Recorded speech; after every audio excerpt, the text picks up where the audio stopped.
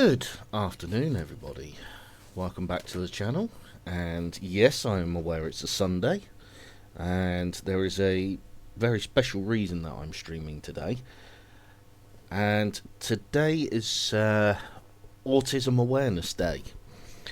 Now, for those people that don't know, I actually have Asperger's syndrome myself, which is a form of autism. And one of the things that I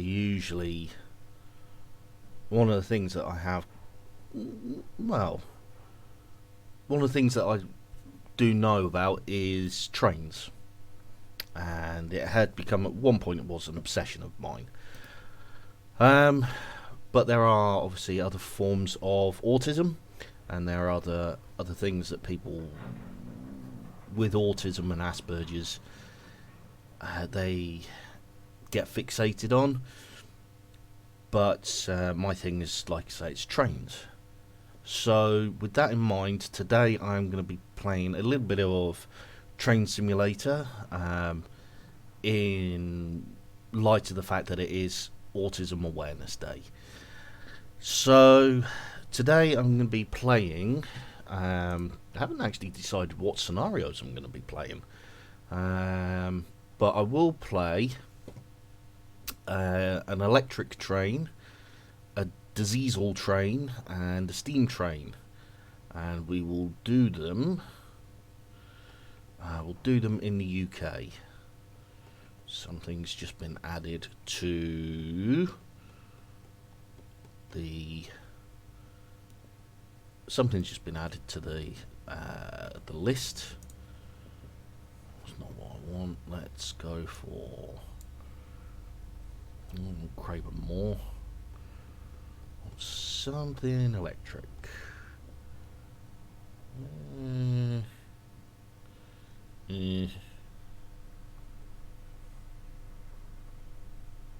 Nope. GWR is not electrified in the game. It is now, or it's started to be electrified now. Come on.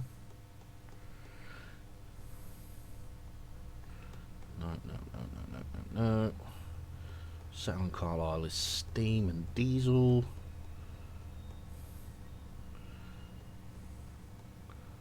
Ooh, West Coast Main Line over Shap. Let's do that. Woodhead. Woodhead doesn't exist anymore. Well, beyond a certain point.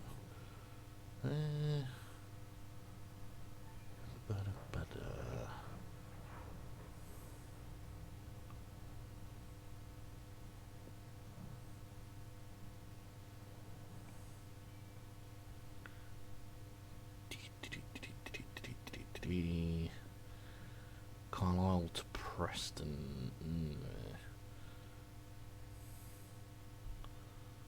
Yeah,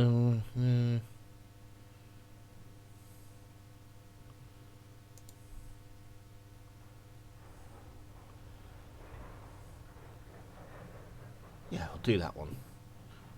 Heavy Snow Run. Part 2.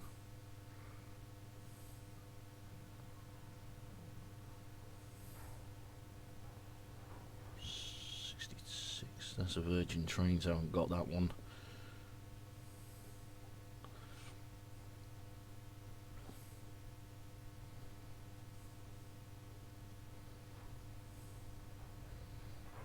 Multi Hop. Diesel. 303. No. 390. Carlisle Rush.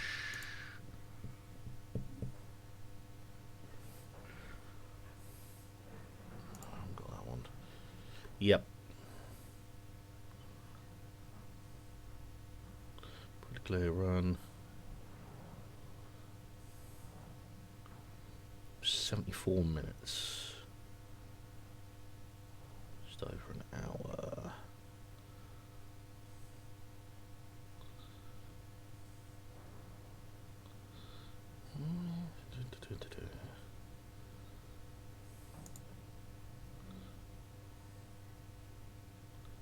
It's a 75-minute run.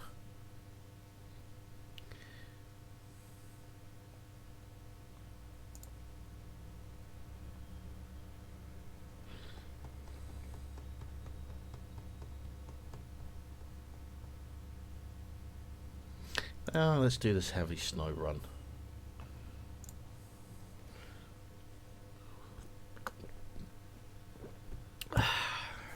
That's Carlisle Citadel Station. I know that's Carlisle Citadel Station because I've been there many times.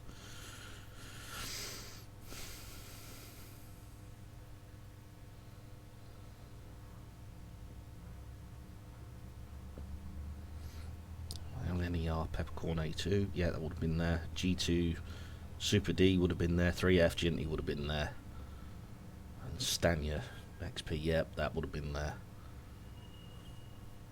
Ooh, they've got the Rio Grande 7.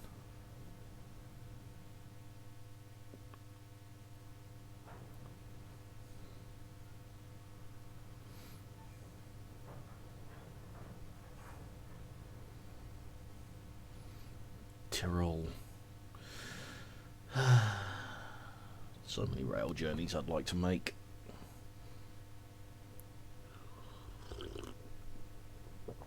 West Highland Extension. That is an absolutely stunning route.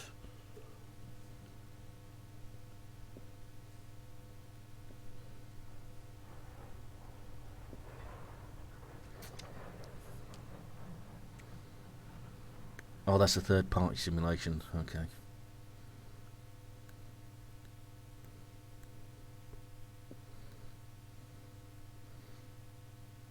That's all right. 11:15 to 11:20 for other passengers from the other delayed services to catch up. Apologise for the inconvenience. Right. Well, while we wait.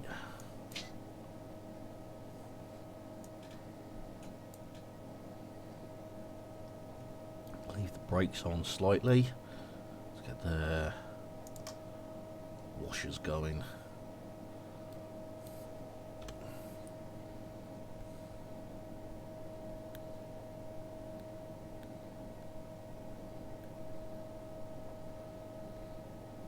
So this is Class 390. It's a train set, as they're now called.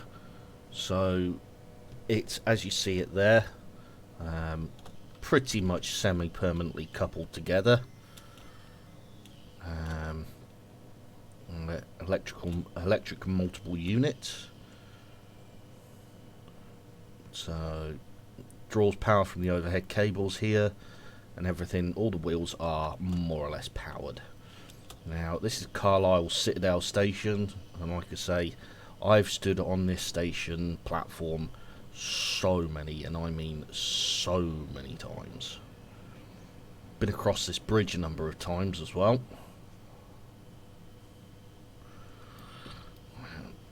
Particularly when catching the train from Penrith. Penrith is where I went to uni. Come up here, across there. Obviously the overhead cables wouldn't be there. Down here, and then out the door. Normally to be picked up by my ex-girlfriend's sister.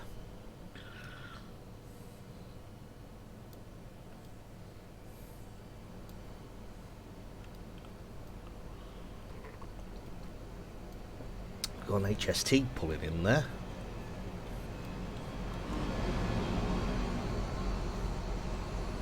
It weren't unusual on the West Coast Main Line. Again, another train set, DEMU. Now these trains that you see here were introduced in the mid-1970s as a stopgap measure, while a more advanced passenger train, literally called the APT, was due to come into service. Now, the HST has been around. It's been retired now completely, but the HST, this Intercity 125, has been around since the mid-70s, and until about 3 or 4 years ago was still in service, which isn't bad for a temporary train, a temporary measure. So yeah, and the APT, which I actually do have on this game, was supposed to be the next stage of passenger train travel, but it was one of the few things, and this will puzzle a lot of people, but the APT was actually too good for the job it was supposed to do. It was a very advanced train. It was supposed to do 160 miles an hour on standard tracks that we have in the UK.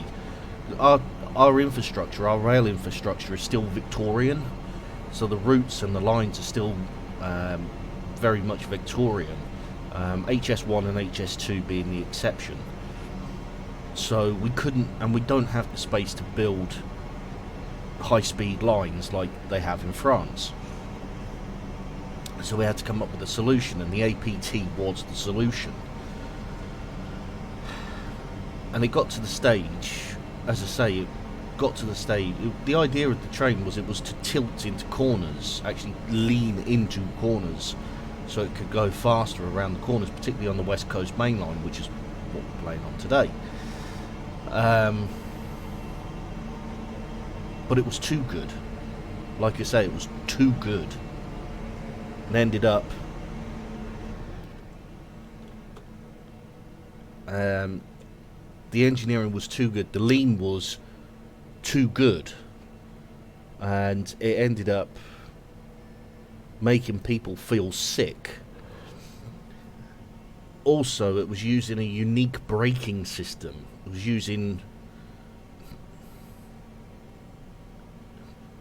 wasn't using standard discs. It was, the best way to describe it is kind of a reverse water wheel almost. So rather than using hydraulic pressure to, rather than using hydraulic pressure to turn a wheel, effectively they were using hydraulic pressure to slow the wheel down. Makes sense when you read it, when you hear about it, but it worked surprisingly well. There were a few teething problems, as you would imagine with something like that, but it's honestly nothing that couldn't been sorted out. So the tilting mechanism was too good, the brakes were too good, but as I say, the brakes leaking could have been sorted out fairly quickly. As for the lean, well, that was sorted out, but not by the Brits. Due to political pressure and the amount of money that was being sunk into the APT, this was during the 1980s when Maggie Thatcher was in charge, and she hated the railways.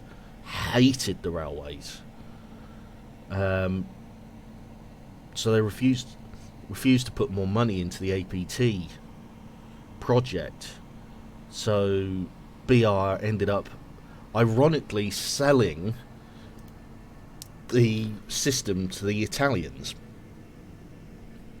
Now I say ironically because about 20 years ago-ish,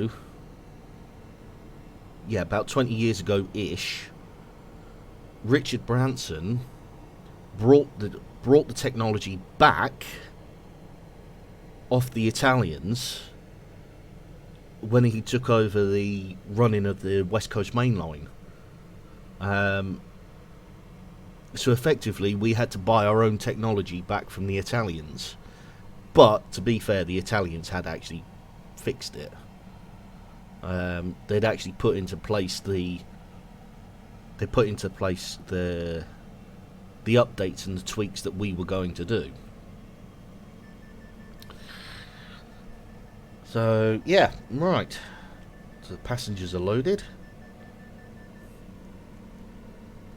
Wait for the brake pressure to come off. And away we go.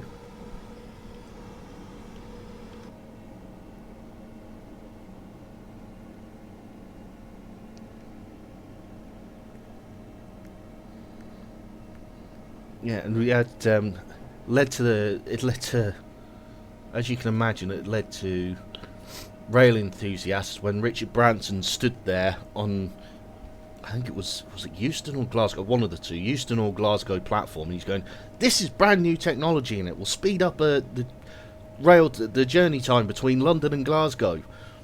And he got rail enthusiasts going, we had this technology in the 1970s and 80s. And Richard Branson stood there going, oh shit. You know, the look on his face was just like, oh shit, they know.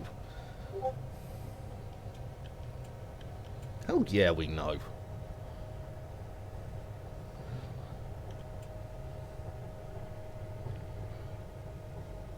Alright, anyway, we're now off.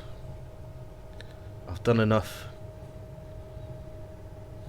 Preston, Wigan North Western, Warrington, Banky, London Euston. Oh, we're semi-fast. Okay.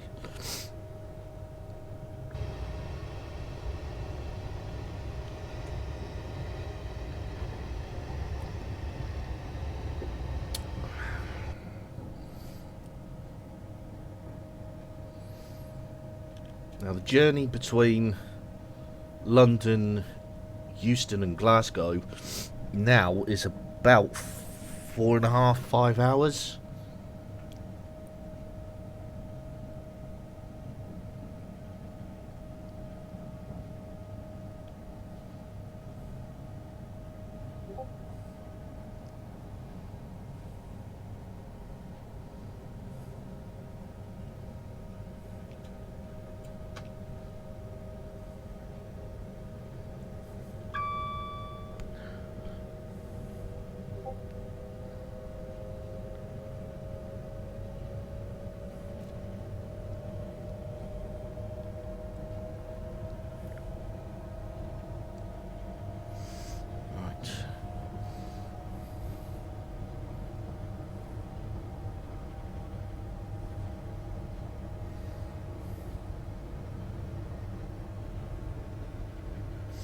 And the great thing with the Class 390 is it has cruise control.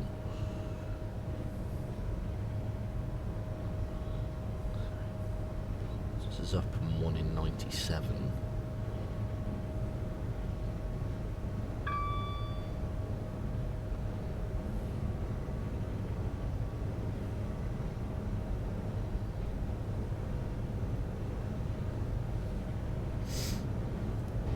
Here we go.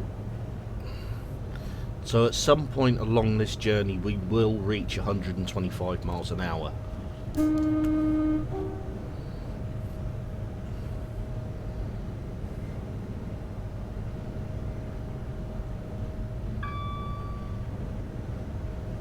Up 1 in 100.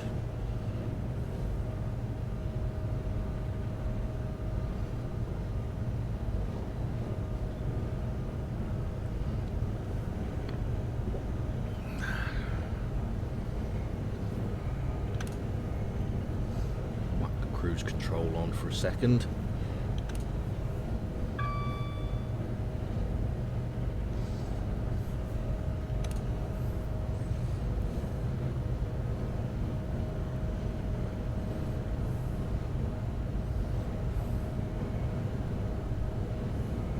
Yeah, so as I was saying, the Class 390 actually does lean into the corners. Can't really see it on that curve. But it does lean into the corners, and as I say, that lean, that tilt mechanism, it ended up being too good. because of the lean into the corner and the cancellation and cancelling of centrifugal force, well, not cancelling, but the use of centrifugal force to push the train into the curve, into the corner,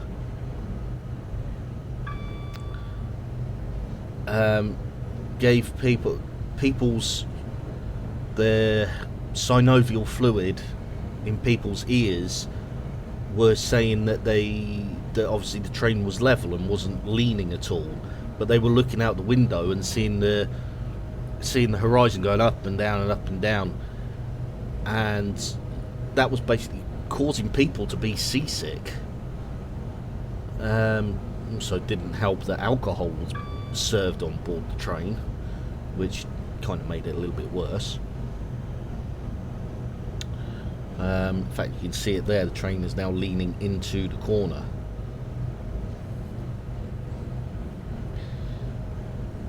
Well, that was such an easy fix that the Italians actually fixed it within a few months of getting the technology, and all they did, and it's all we had to do, was they limited the tilt to 5 degrees. That was it. That's all they had to do. So these trains lean over at no more than 5 degrees. Now, a stronger tilt would mean that the train could go faster, but a stronger tilt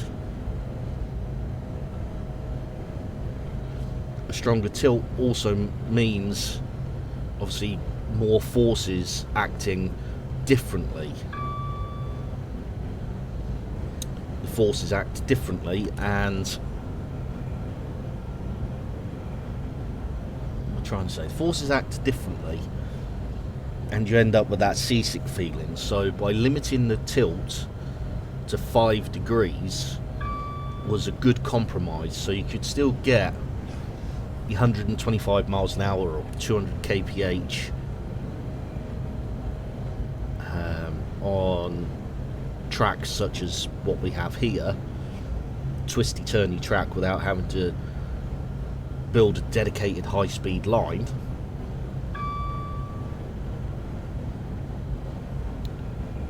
And you didn't get that seasick feeling.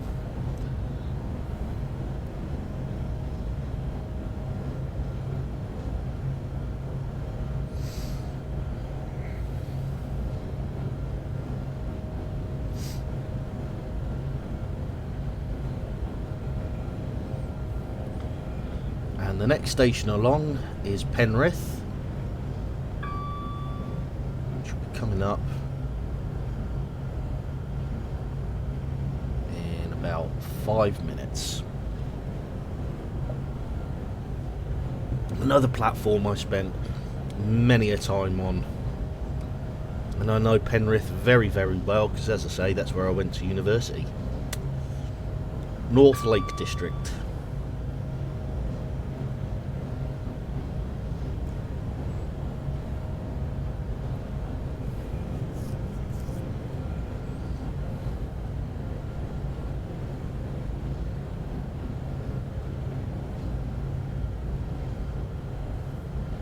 See how fast we're actually going.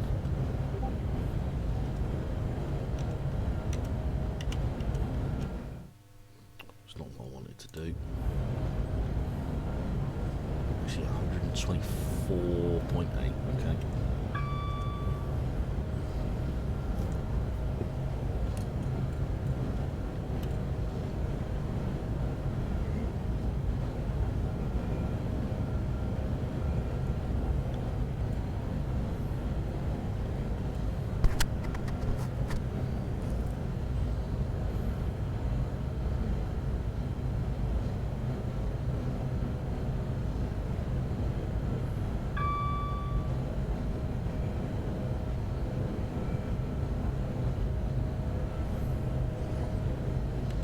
Release the brake. Combined throttle and brake for this. So the further you push forward, the faster you go, the more you pull back, the more brakes you apply.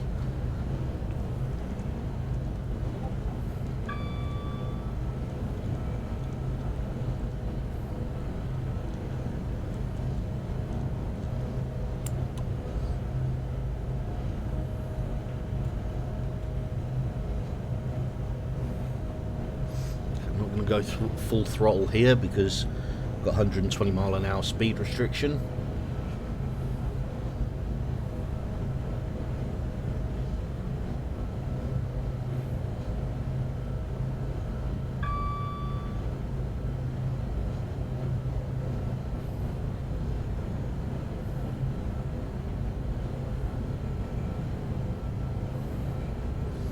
So over on the right of the train about now would be my old university.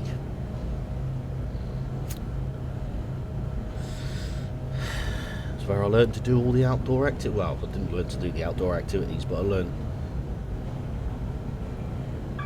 aspects of outdoor education.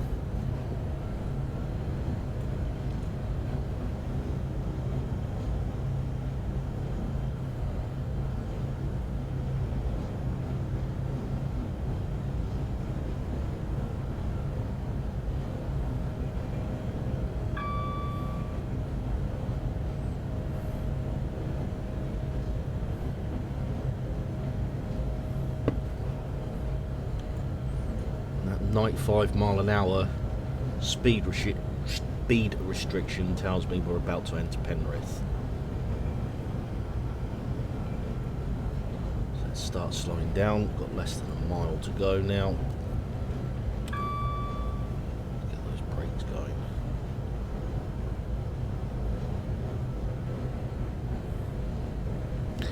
Afternoon, Bella. So this is Train Simulator 2022.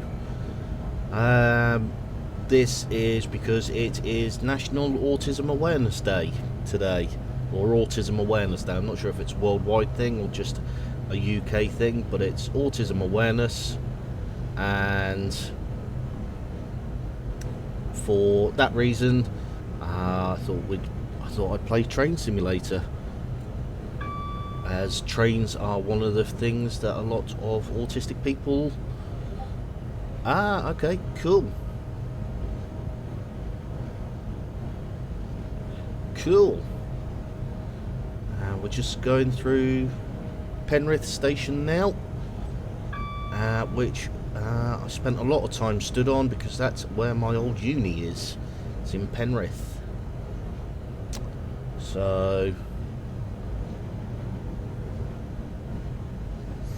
yeah, I'm going to be doing an electric train, a diesel train, and a steam train today.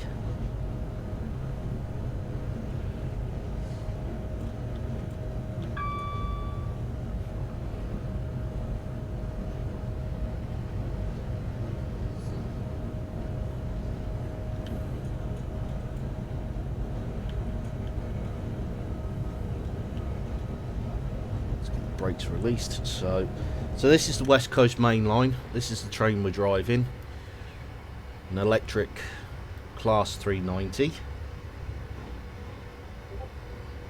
So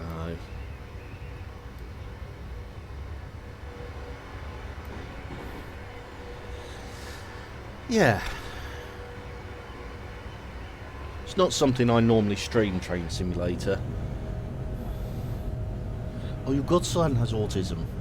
Okay. Okay.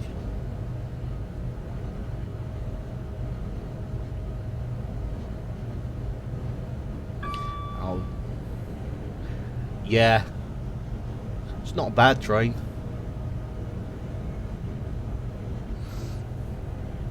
100. Don't keep the passengers waiting. Yeah, I don't normally stream Train Simulator just because it's not that popular.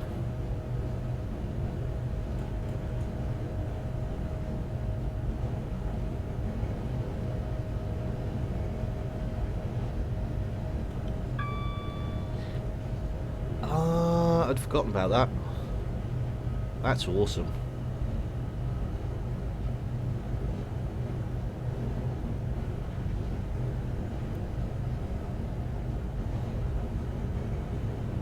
That's cool, yeah.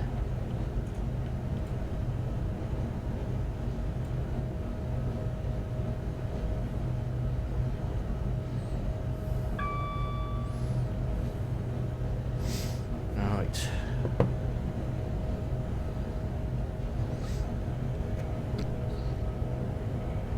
Okay, so we're coming up now.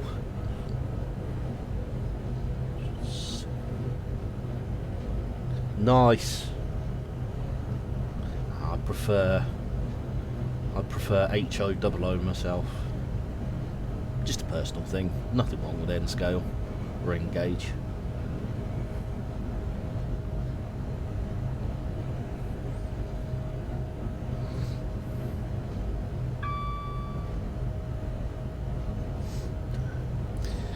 We're coming up now. Now this is actually a real route, West Coast Main Line.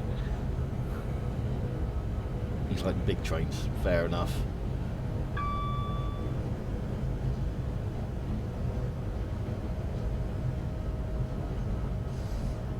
So where we're coming up to, this area that we're on now, zoom out so it looks a bit more impressive. This area that we're travelling along now, this is known as Shap. Just outside the Lake District in northwestern England. Oh, damn it. Paying too much attention to scenery.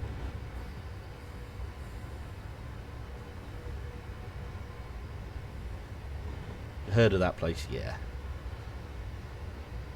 It's a very, very wild, very desolate area of the country. Incredibly beautiful though.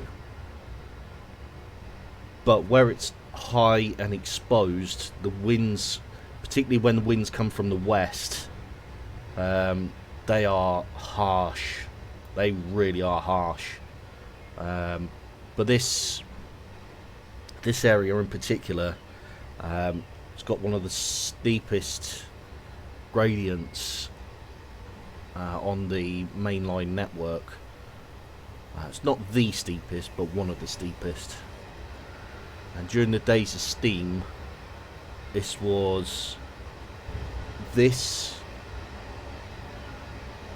gradient that we're about to go down was notorious during steam days for being hard to drive up, as well as an area north in Scotland called the Beattock Summit. That was even harder to drive. And then over to the east, over way beyond the horizon here, there's an area called the Settle and Carlisle Railway, and wasn't steep in comparison to Shap or Beattock, but it was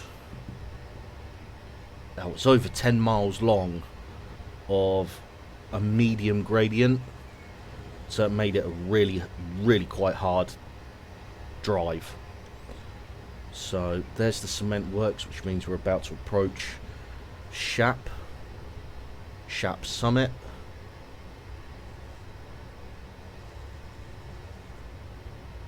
One on the right, got one on the left,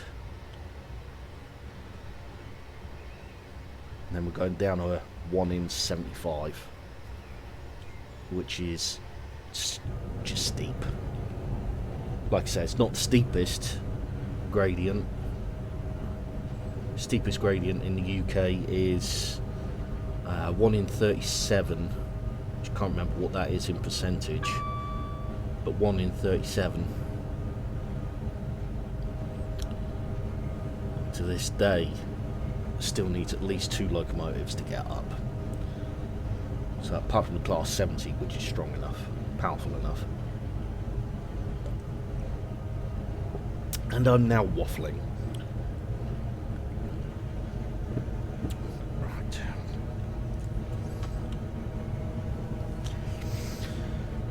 So what we're looking out for on the left, rendering in a minute, is a cement works. So this is the town or village of Shap itself. So frequently cut off when it snows. The M6 isn't rendering in for some reason, but the M6 is normally there.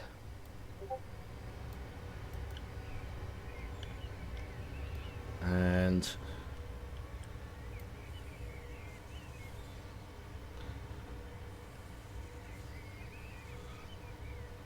there's the cement plant.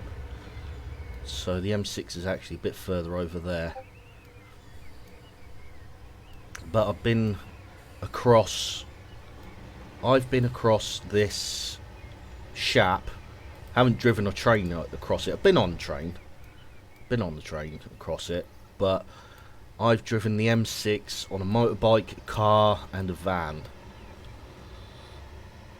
And yeah, I've got quite a scary story when it comes to the motorbike.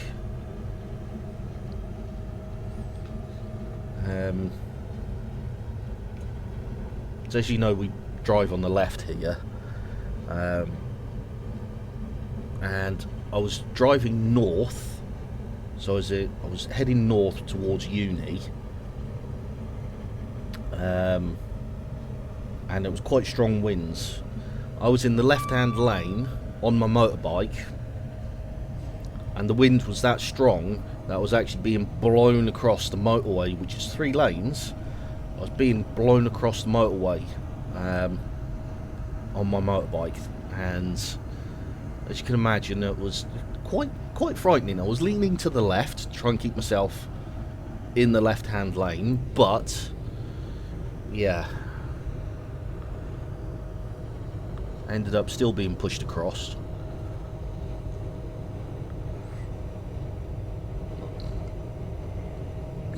Yeah.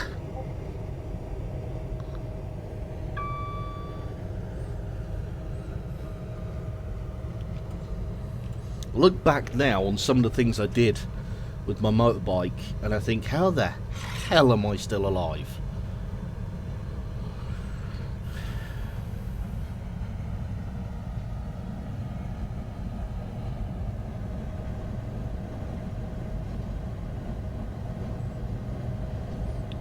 Okay, so this is the Shap gradient that we're going down now, 1 in 75. And the last time I travelled down here was about 4 years ago. Yeah, it would have been 4 years ago. Cut a long story short, I went and drove the North Coast 500, and to get up there I actually took the train. Well, coming back, we actually went down this route. And although a lot of people wouldn't have felt it, as soon as we went on this gradient, I knew we were on this gradient because I slipped forward in my seat. So most other people wouldn't have noticed it, but I did, because obviously I was aware of where we were.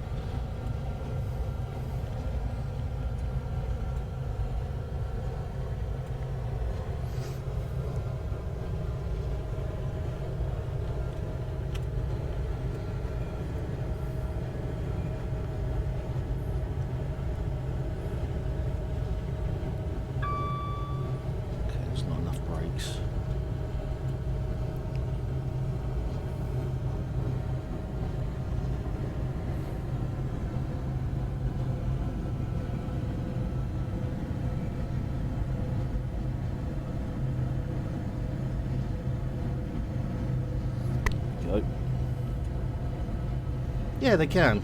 They can. And I'd like to go on more train rides here, but they're so expensive. It's ironic because they're meant to be public transport.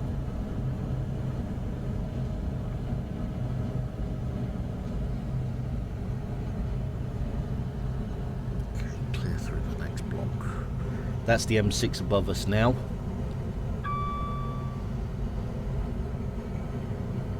Yeah, that's true. That is very true. So this that we're travelling through now, okay, it's a little bit foggy, but where we're travelling through now, this is known as the Loon Valley. And it's the only place, really, on the west side of the country that you can get through easily, which is why you've got the M6 here. That's actually the M6 as well. They split the M6. So you got the M6 going southbound here, the M6 going northbound there. The railway, they did try forcing a canal through here, but didn't work. But yeah, this is the Loon Valley. Those hills there, they're the Hell Gills, and I've walked the Hell Gills. Over there, this isn't quite the Lake District, but it's close enough. So you're going to pause there.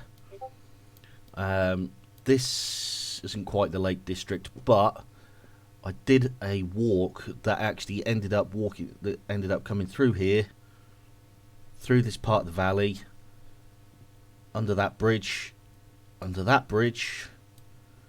across the river, and then followed essentially that dry stone wall all the way down to a place called Sedbergh.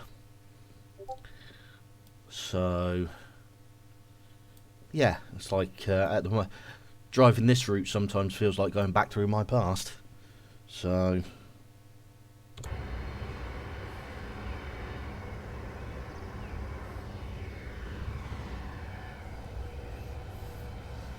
yeah, it was a 4-day walk. So it started off right over at the coast. Yeah, it is going down memory lane very much.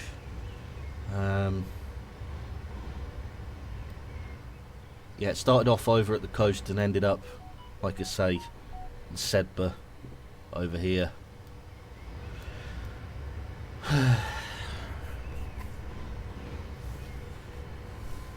Yep.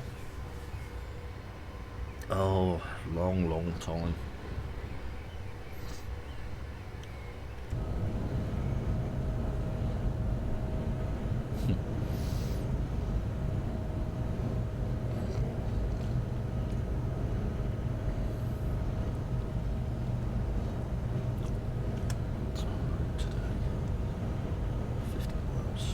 Do that in 25 minutes.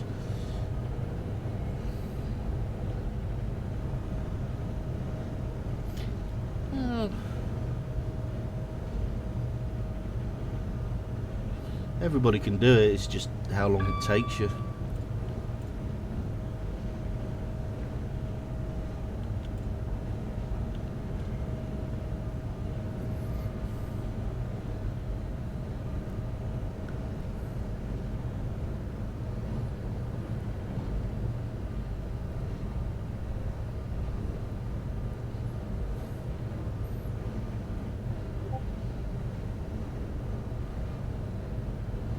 Fair enough.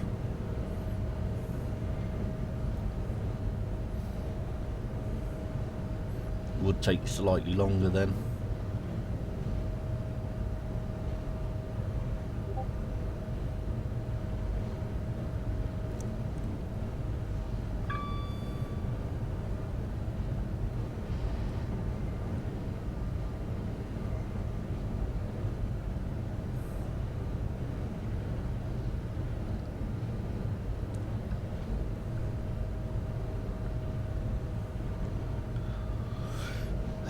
Right.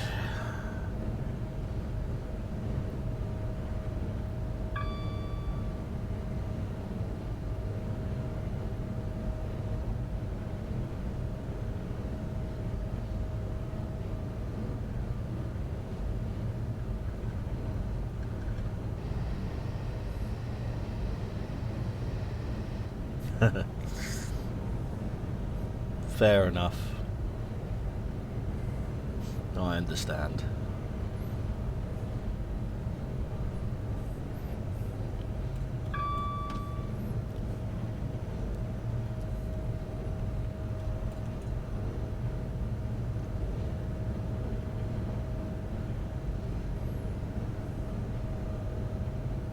Right, so we're now out at the Loon Valley. Yeah, that's the schedule. So thought it was going to be a bit more exciting than that, but oh well. Preston is 45 miles away. 90 miles, we'll be able to do that in about half an hour. Graduated self-lap. What I do want, however, is cruise control.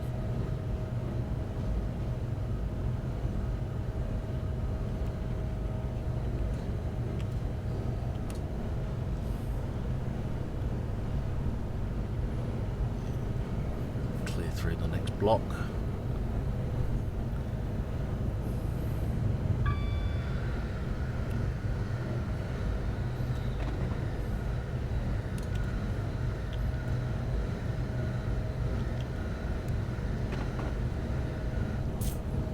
Yeah, like I said, I thought it was going to be a bit more exciting, but I didn't check which scenarios I was going to do before I started streaming. But hey, it's a trip down memory lane.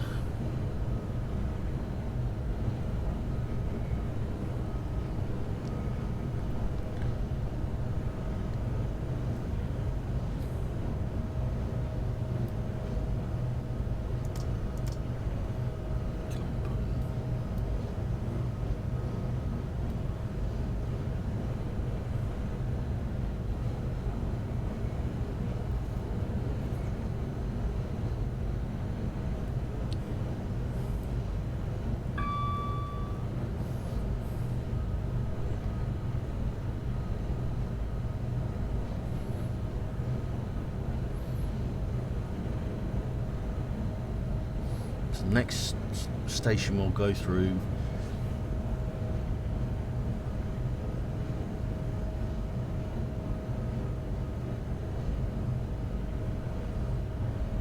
no, it's not. Is it Lancaster? I think the next one we go through is Lancaster.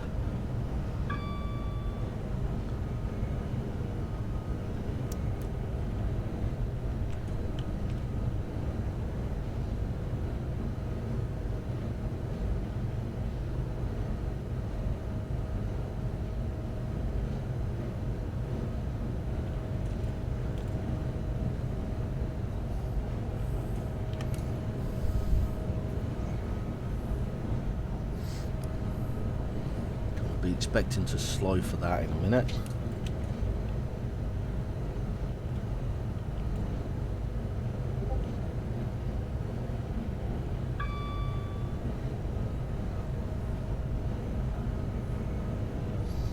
Can't go through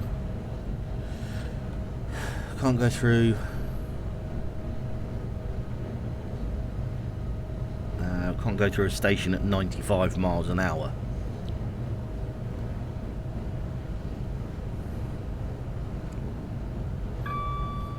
Well, you can, but only at midnight.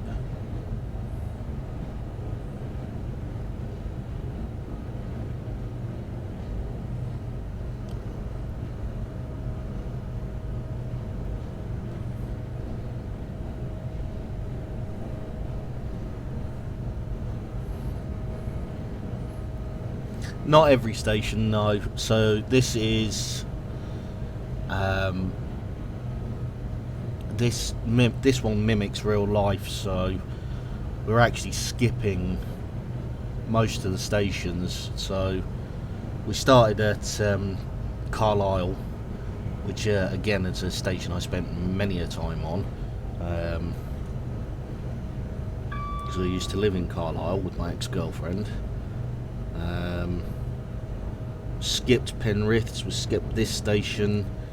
I think we're skipping Carnforth as well.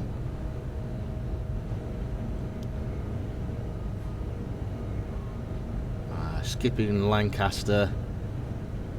But this is basically a semi-fast, supposed to be a semi-fast service to London from Glasgow. So we're stopping at Preston because basically the route doesn't continue after Preston because it's too much memory. Yeah, express. Yeah, we used to call them the expresses that we had here would only go from one station to another, but the railway companies don't do that anymore. The fastest you get now is the semi-fast service, so it stops at key stations. So when I went to Scotland a few years ago, I went up the East Coast Main Line, and the train I went on was, well, it was called the Flying Scotsman, but the actual Flying Scotsman hasn't been a service since 1960 something. Because the Flying Scotsman used to go from, direct train, so it used to go from London King's Cross to Edinburgh Waverley and wouldn't stop. That was back in the steam days and the early diesels. These days, although it's called the Flying Scotsman, it's called an express service. It stops at Peterborough, York, Newcastle and Berwick upon Tweed.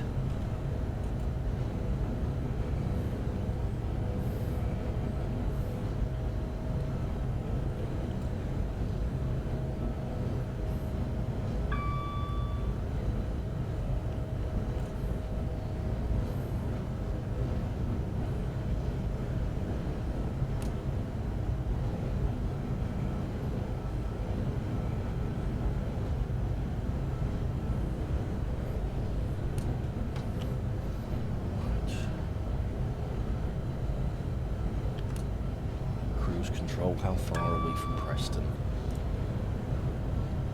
Preston's 35 miles. Once we get to the 125, it will be just over a 17-minute journey. Right, let's... Fair enough.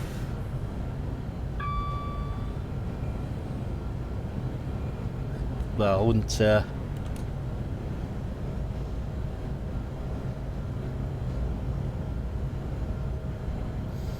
I wouldn't say no.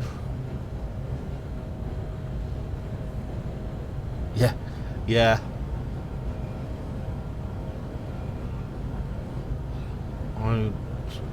We're a small country, but the amount of history that we have,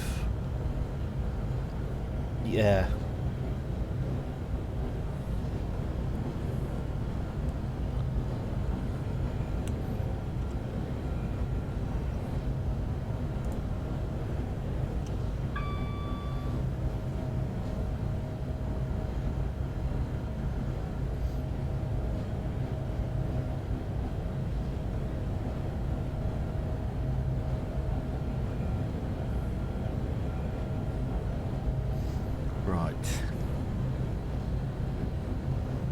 Go to Scotland, yeah.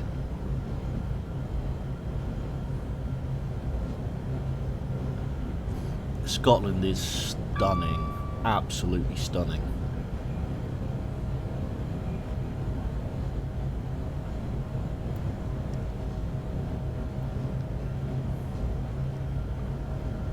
I'd go to Scotland a lot more if it weren't so damned expensive to get there.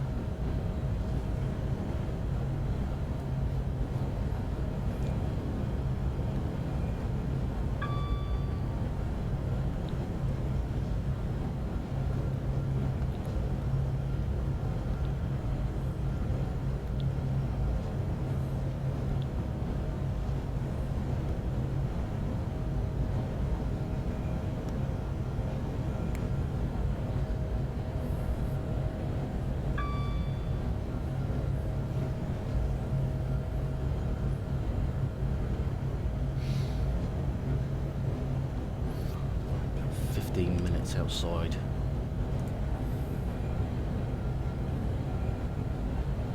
Relatively speaking, no, it's not.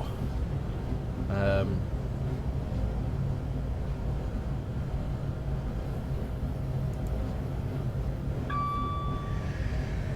mean,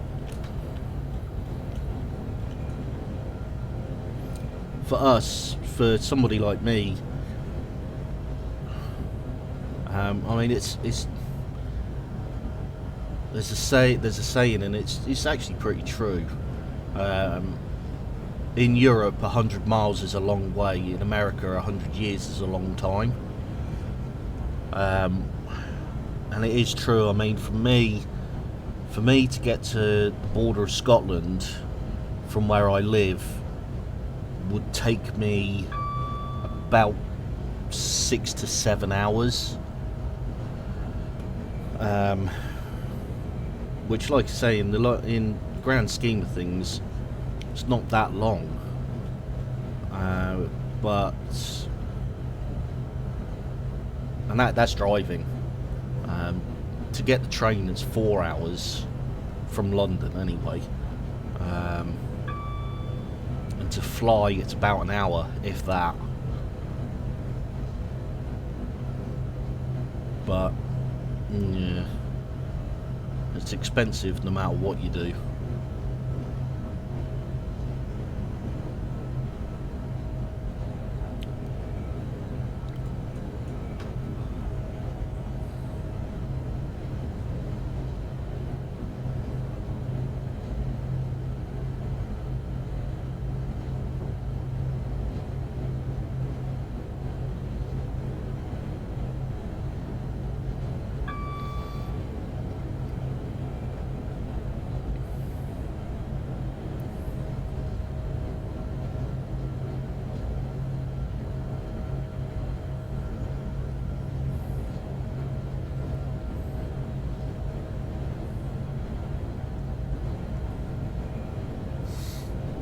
Too fast.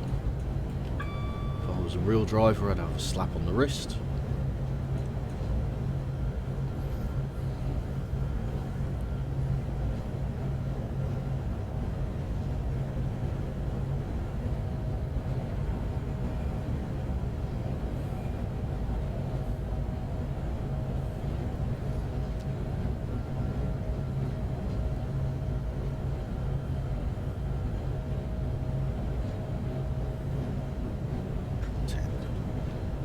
Those brakes going nice and slow.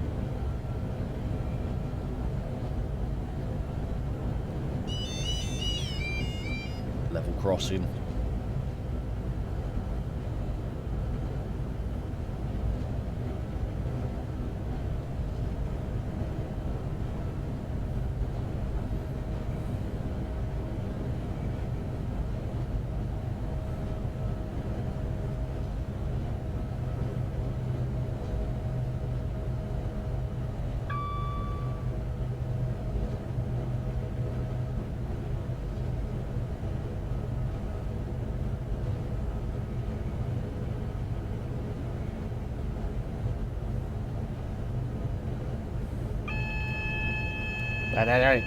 That one.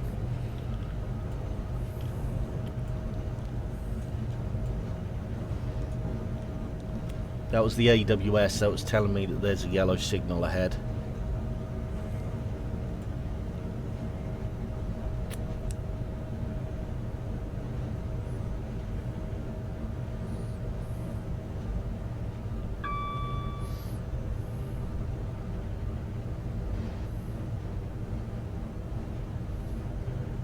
Yep, for me to slow down. So it tells me there's either a yellow signal or a red signal ahead. That's a speed indication to tell me to slow down again. Which means we're going through Lancaster Station.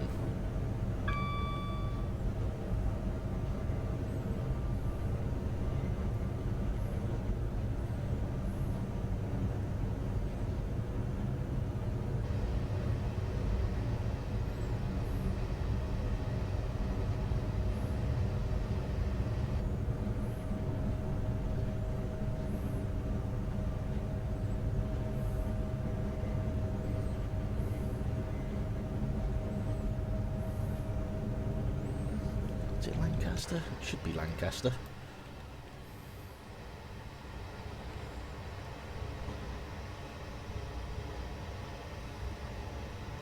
Yeah, I think so. Never mind. Right.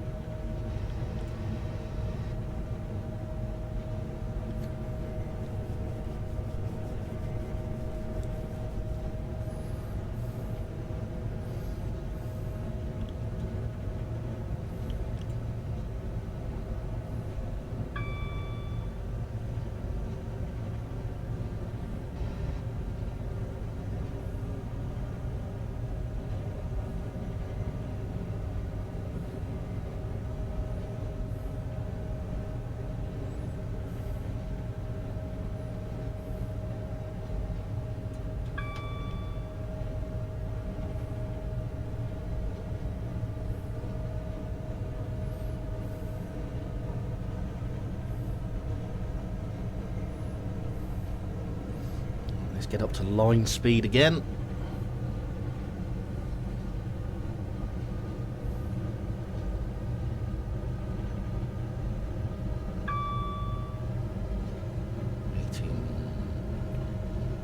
Once we get to 125 will be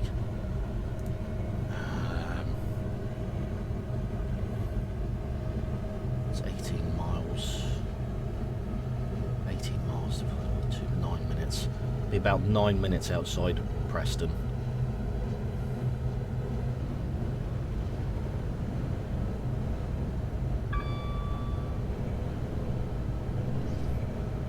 The railway network in the UK is one of the few things that's still actually built on imperial measurements.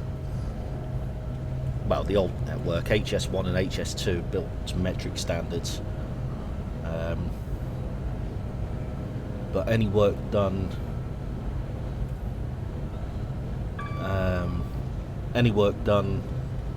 on the Victorian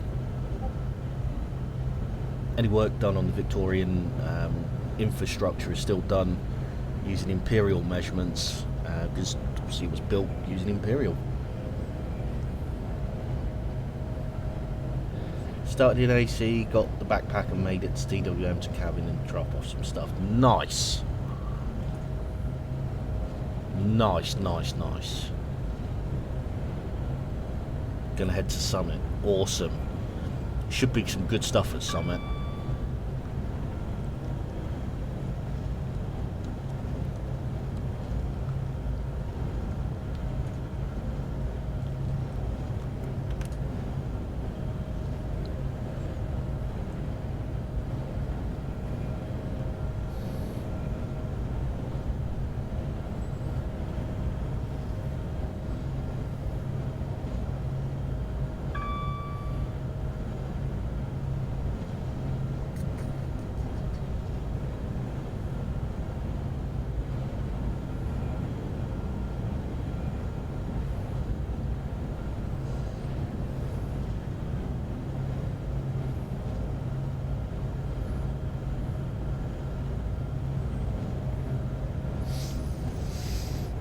To think of a diesel to do next.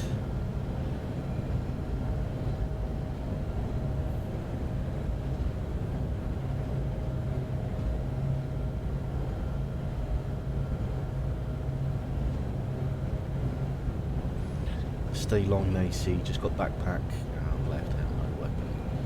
Thought I'd get file. Rifle, but didn't spot. Okay, yeah.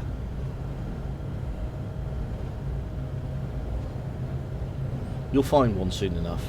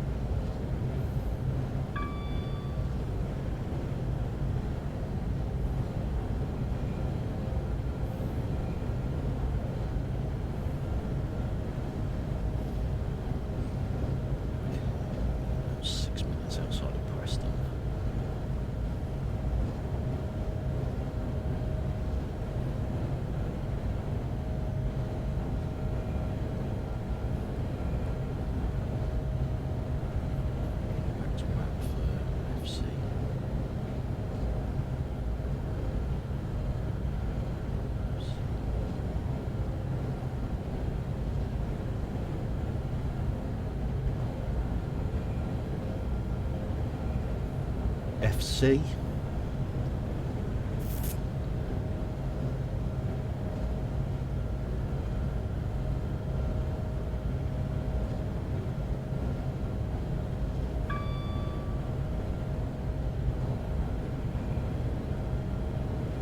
Oh, faithful cartography. Yep, yeah. Oh, I get ya.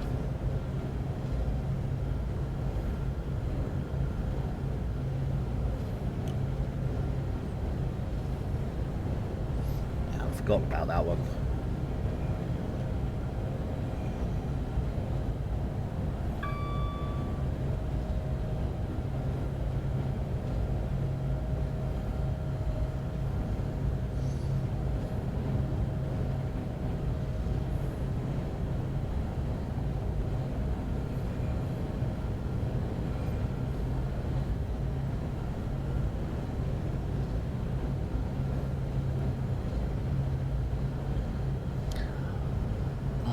Yeah. They said they'd fix that.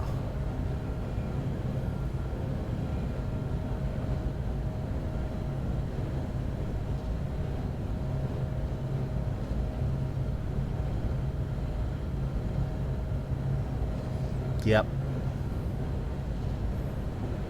Yeah, they said they'd fix that.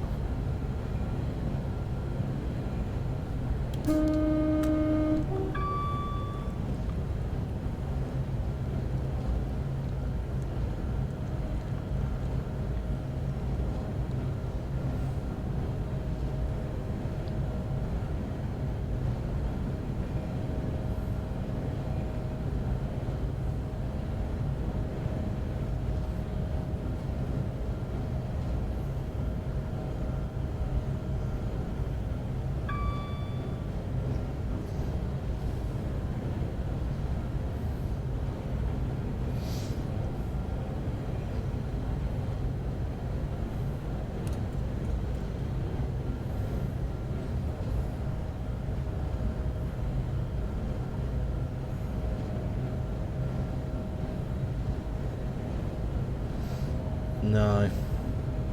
I didn't get the trophy for it until they patched it. But I can't believe they still haven't done that for PC, for console.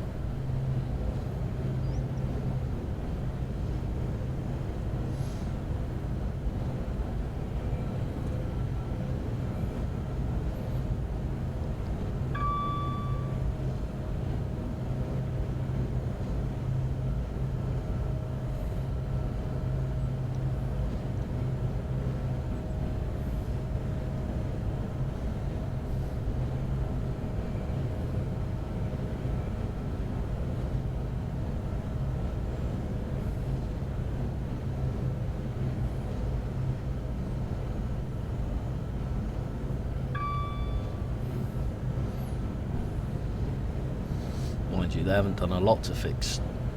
There's a lot they need to fix on console.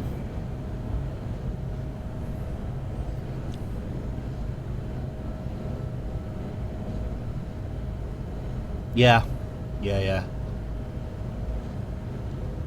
I would have said the same thing as well.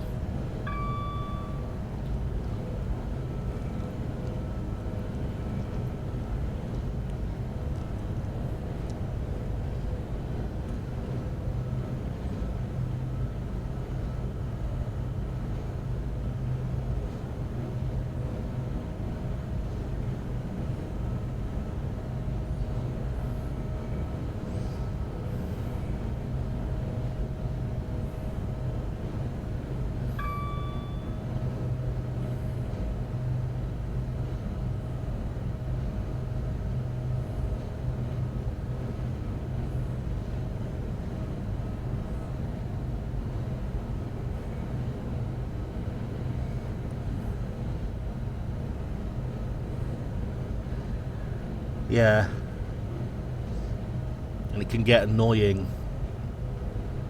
Having to go back all the time when it doesn't give you the achievement.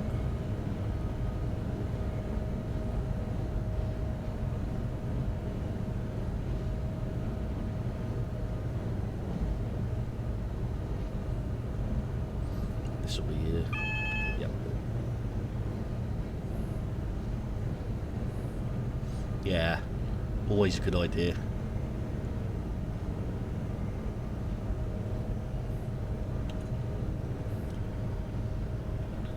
Another yellow.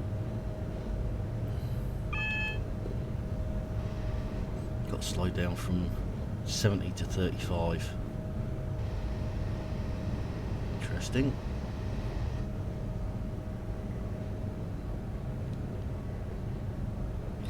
Oh, that indicates where the platform is. So where we'll be picking up our passengers from, in theory.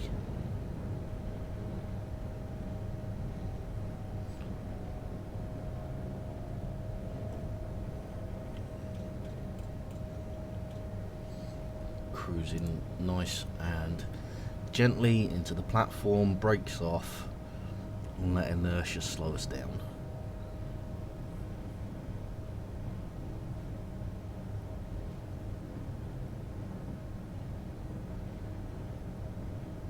Actually, we will need a touch of brakes.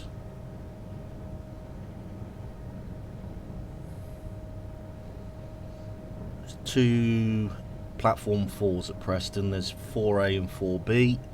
We've got to go all the way through to 4B.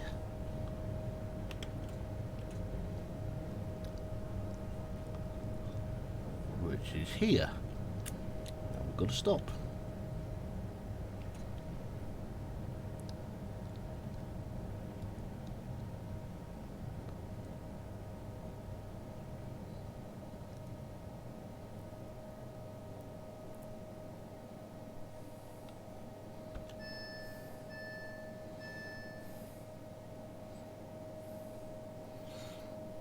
That would be the end of our run.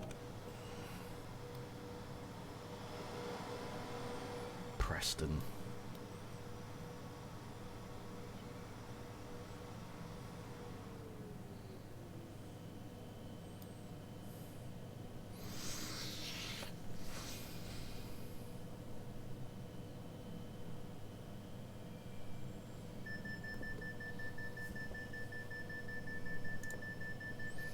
And that's the end of that run. Speeding how many times? 15. Okay.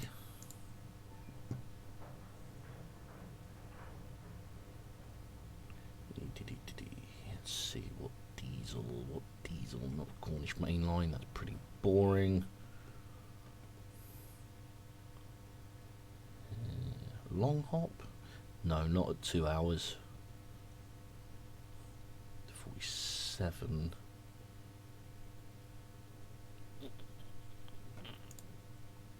Is that the one I think it is? Yep. I'll do that one.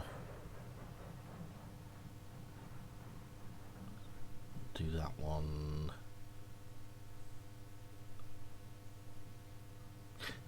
Actually, yeah.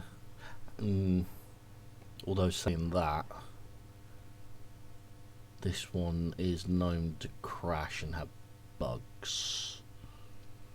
So we'll say no to that one.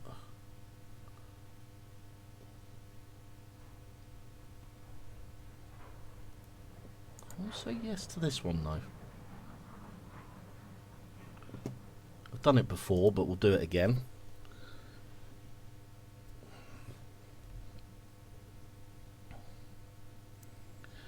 So that's Carlisle Citadel during the steam era, and Carlisle was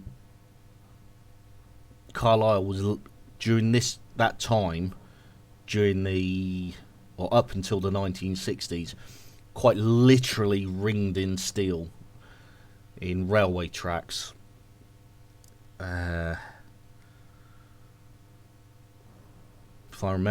If I remember, I'll pull up Western Lines of Scotland and show you the map, and that was what it was really like.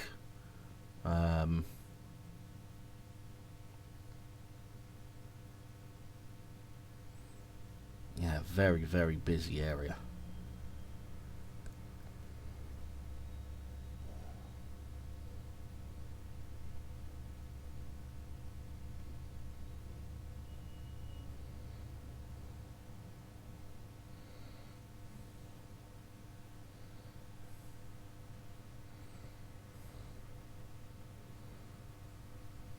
East Highlander. Yeah.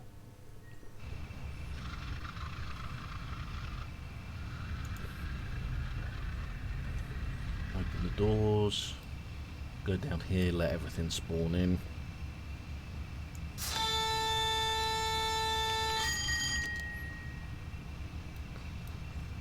It's letting me know that I've just put the train into forward gear. On a 0% gradient so I can release the brakes. Lines on. So this is Swindon. And we'll be coming back here. Well, I won't be coming back here, but it's quite famous in railway circles over here. As this is where the GWR used to build all their locomotives, all their rolling stock, right up until the 1980s. So we're now doing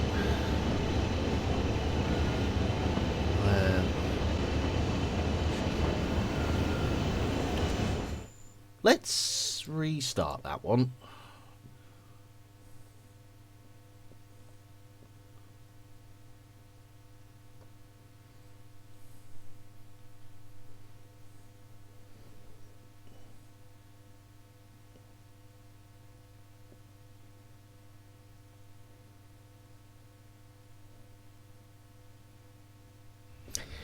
I was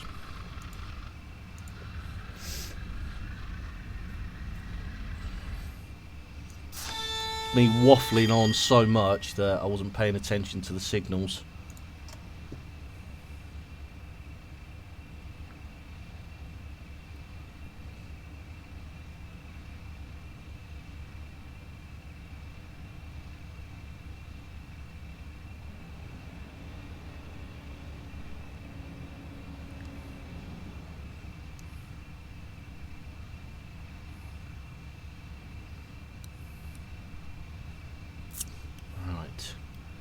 Still got the red signal, so we ain't going anywhere just yet. So this is the Class 50. Big old diesel unit.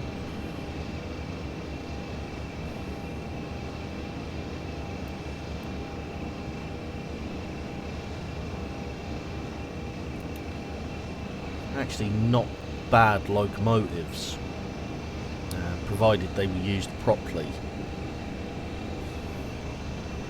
The route which has been on, the West Coast Main Line, that was actually these locomotives' first homes. Yeah, really old one. These were 1950s, 1960s, I think. But yeah, they were originally on the West Coast Main Line. Then when it was electrified, they moved to where we are now, which is the Great Western Main Line. But they weren't as popular on the Great Western Main Line because they ended up doing duties that they weren't designed for, which was stop-start. And although they were good on non-stop expresses, when it came to stop-start, they weren't that good.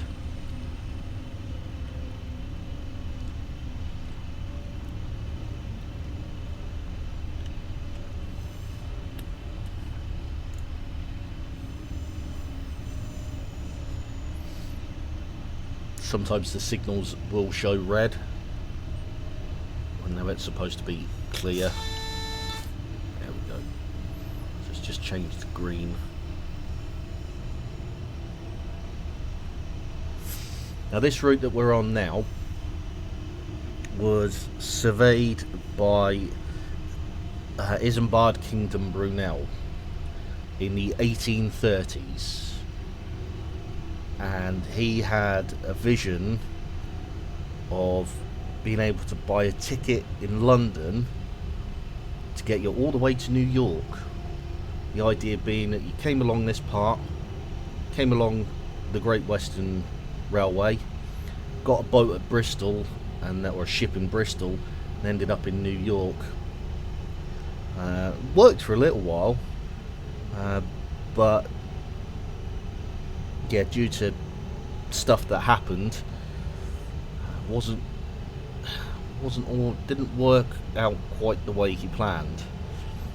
But what it did mean, because he wanted the fastest, smoothest ride,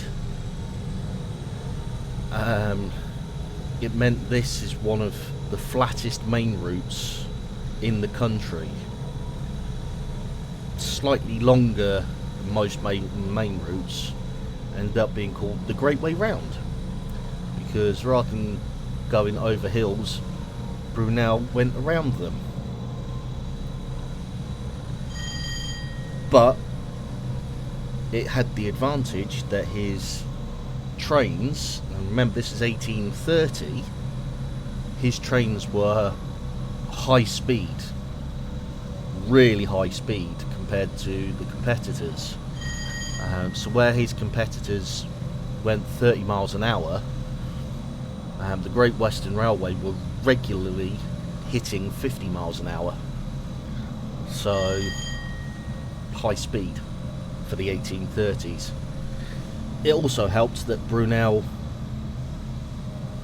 railway, the Great Western Railway, and you'll see it in some of the bridges, even on this, Brunel made his tracks wider.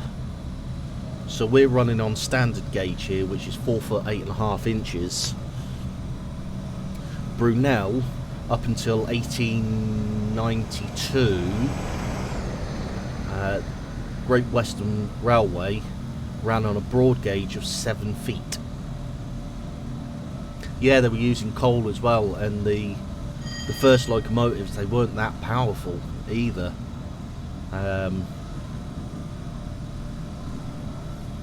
And up until I think it was about 1845, might have been a little bit later actually, but 1845, the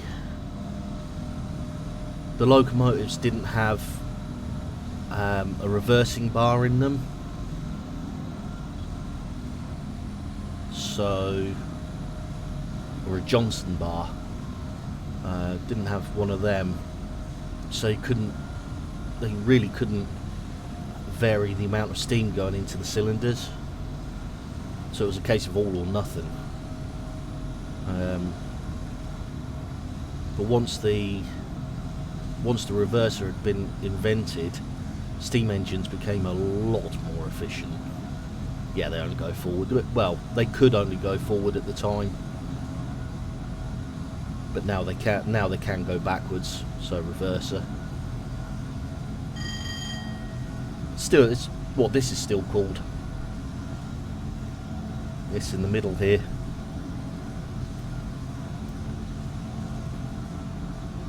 So it's called the reverser.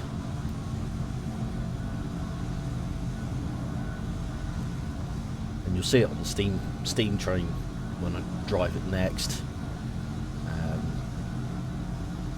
Yeah.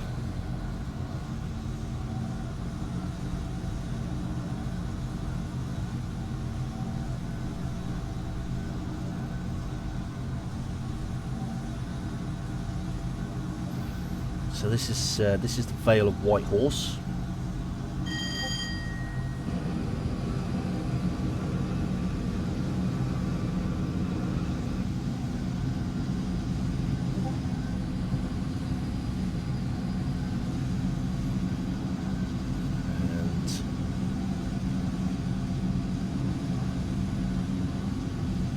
And the reason it's called the Vale of White Horse, unfortunately you don't see it.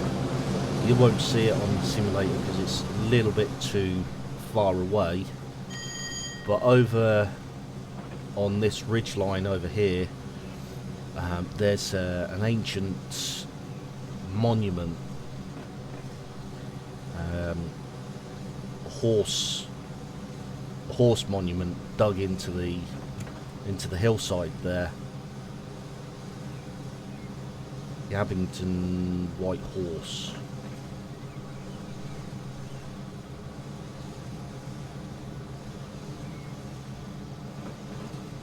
5,000 years old. Just chalk cutting, just to cut into the side there.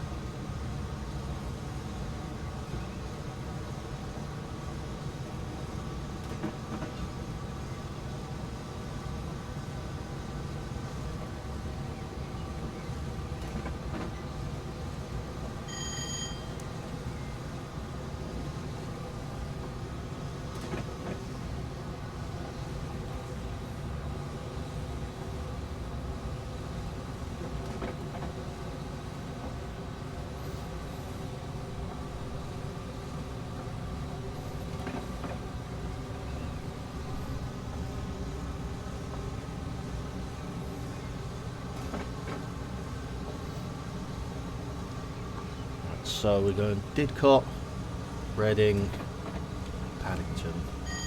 Paddington's 70 miles away. Reading is 40, 35.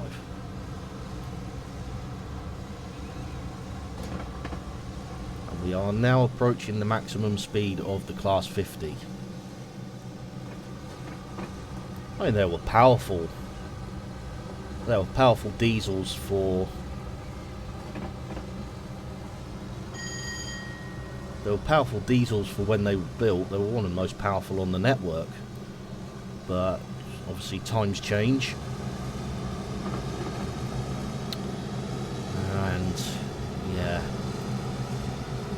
And there's quite a few preserved. I think there's 4 or 5 of them preserved. Still popular on the heritage circuit because they're used as they're supposed to be used.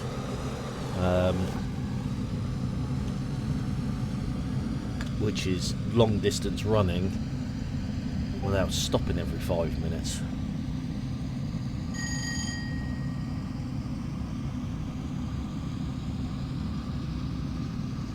I don't know what that was for then.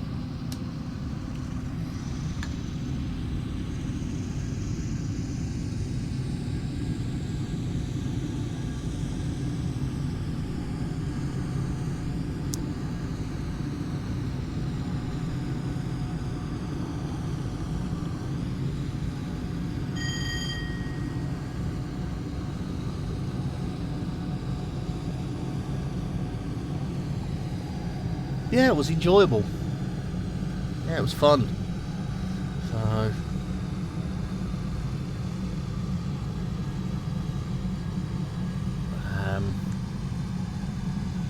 taught how to cook a few things. Always interesting.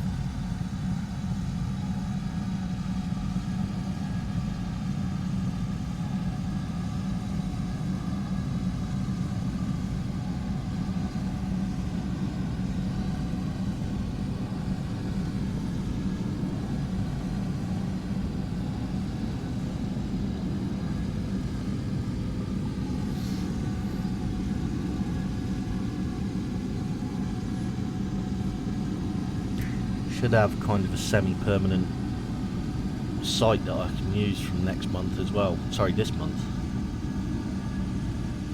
We're in April now.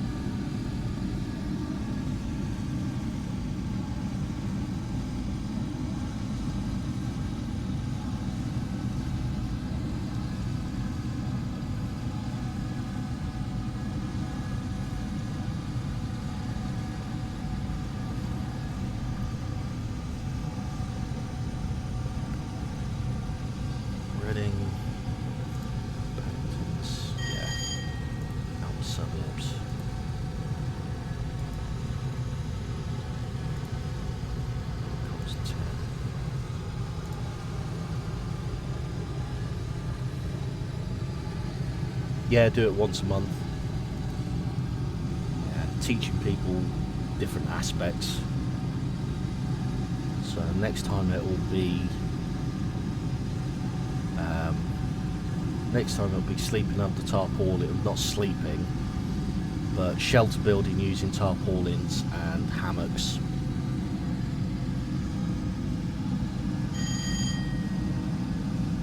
Won't be staying out overnight.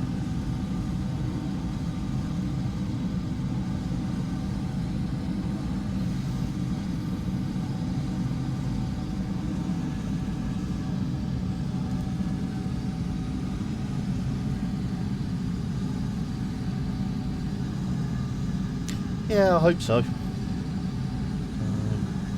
Just hope enough people come along to it this time.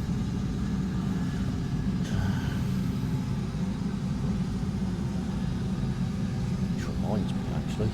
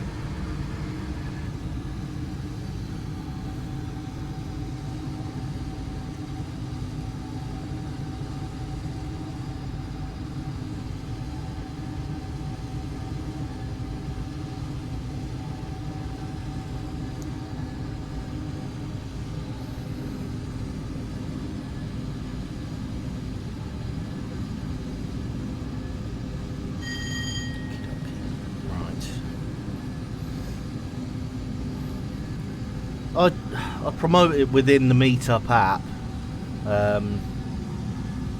but yeah, I don't promote it outside of that because in this case it's only for, like I said, it's only for Meetup. What annoys me is I'm looking at it now. What annoys me is I've got 513 members, but I'm lucky if half a dozen people turn up to each one.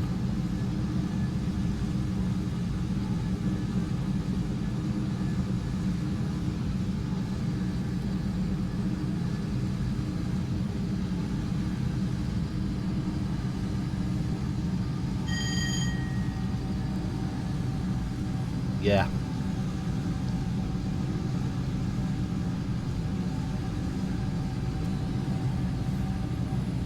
I know. I wouldn't bother me so much if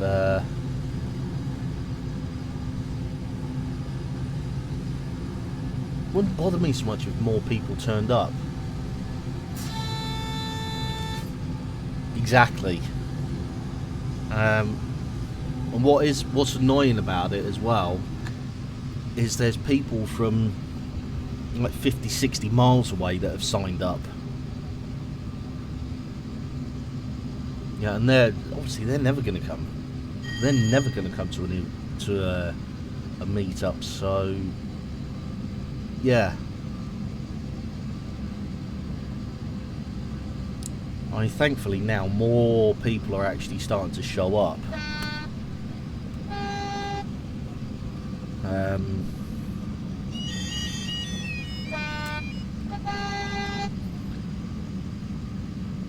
But I mean, as I said at the end of last year, I actually put a message on the meetup board saying, look, I don't mind organising these, that's fine,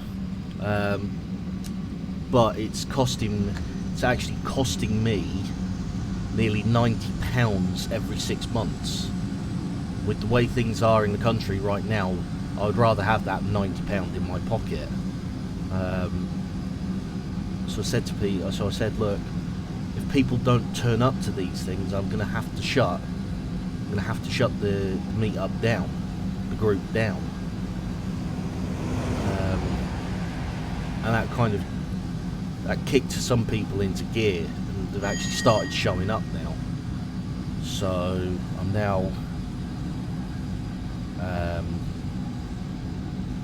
now reconsidering closing the group down.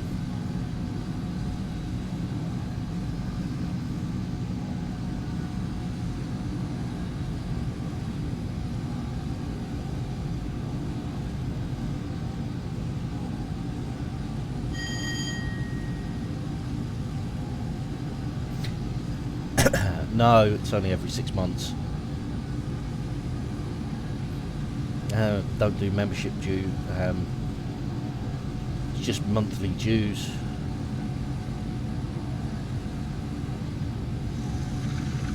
six monthly membership dues that I have to pay.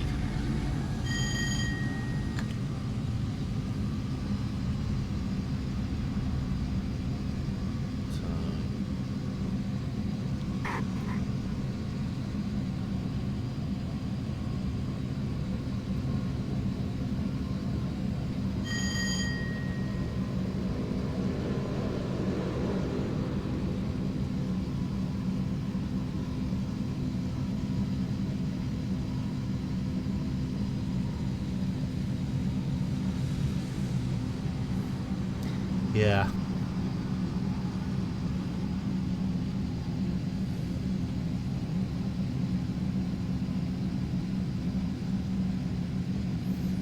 I mean, yesterday they did offer to... The people there did actually offer to reimburse the money that I'd spent out on food, which was nice.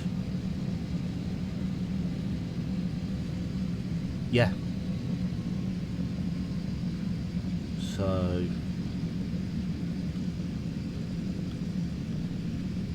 the reason I don't like charging people for stuff like yesterday is, as soon as I say, yeah, I'm going to charge you X amount of pounds, all of a sudden people just really won't show up. So, oh yeah, of course I will. Of course I will. I mean, the next meetup, if we get to the place that I want to go, they are gonna charge me. They're gonna charge me ground rent, which is fine. I haven't got a problem with that. That I can justify to the members. I can say, look, it's going to cost me X amount of pounds to hire the ground, to hire the site, and yeah, most people understand that and are willing to chip in, but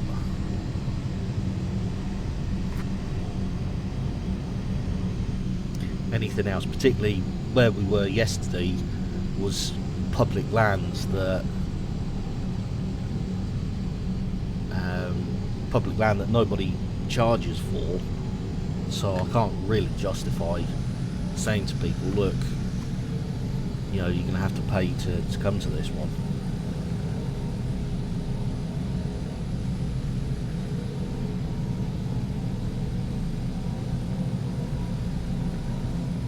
Yep.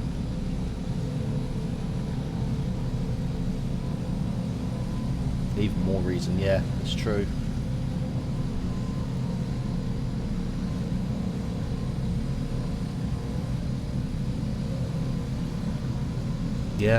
Yeah, true. It's just getting that balance right between charging what's necessary and not overcharging. So obviously I'm not allowed to, with what I do with that meetup, I can't really charge anything because it's a free group.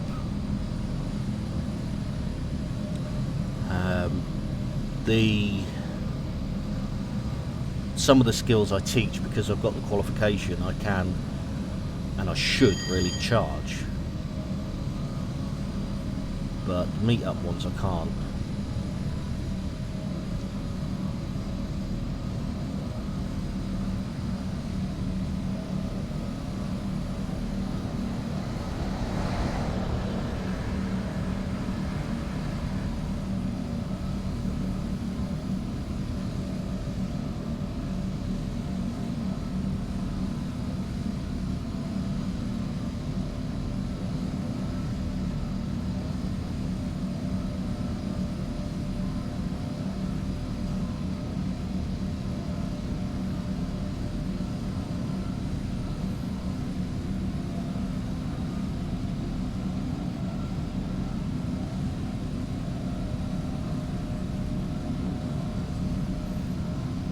On average, the last place that let me go, that let me use their land, they charged me £20, and only myself and one other person turned up, so that was £10 a head.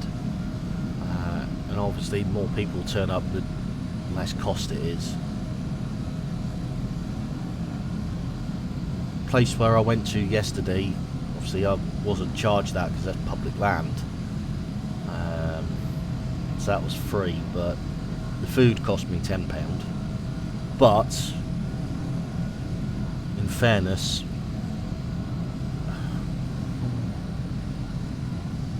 yeah, 5 people showed up, so wasn't too bothered on that.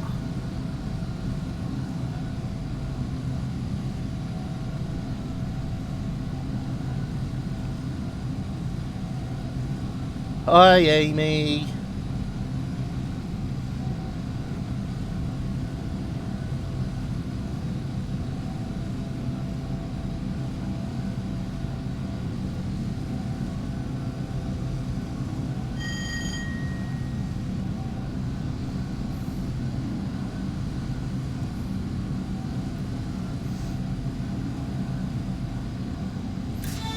How are you doing, Amy?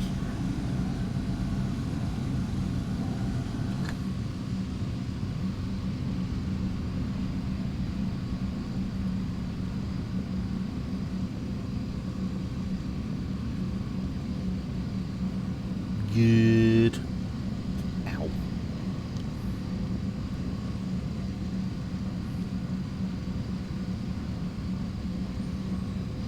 Been playing any more of Resident Evil 4?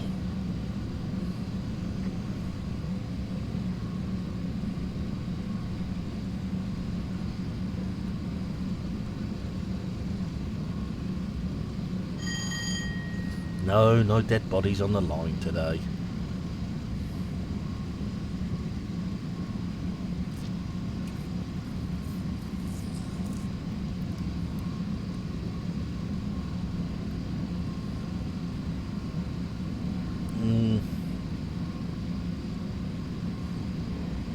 It's difficult, particularly at this moment in time.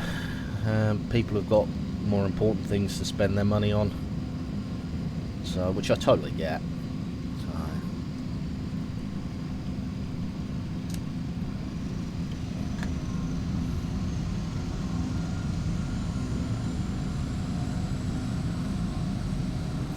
People have got to live after all.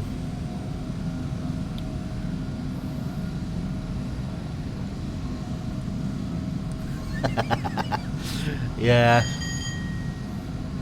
Pod them quad bike thieves at Newport, yep. Do you know, I haven't got the South Wales route in this yet. It's available though.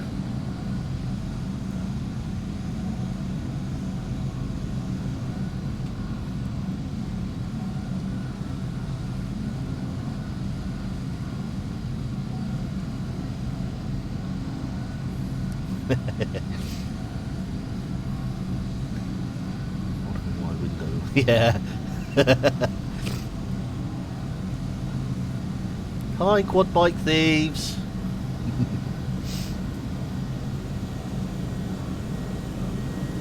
Actually, I don't know if there's quad bike at it in this game.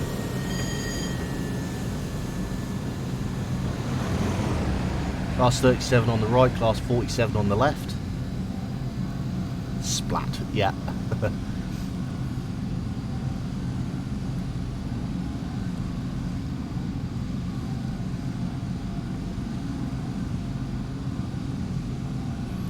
Oh God, by the time we're up to line speed, it'll be time to brake for Reading.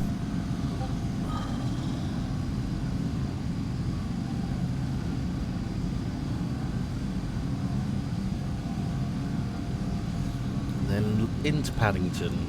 Paddington is 40 miles away. 34, okay, yep.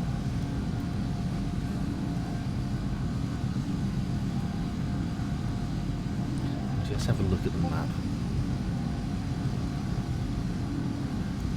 This is why it was called the Great Way Round. That's Paddington, which was at the west end of London. It's now in the middle of London. And Swindon is there, 70 odd miles away. Went up round there to avoid the downs that were here, or here.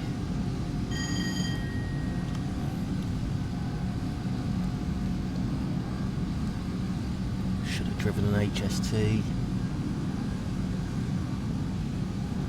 Might stop at Reading. Might stop this run at Reading.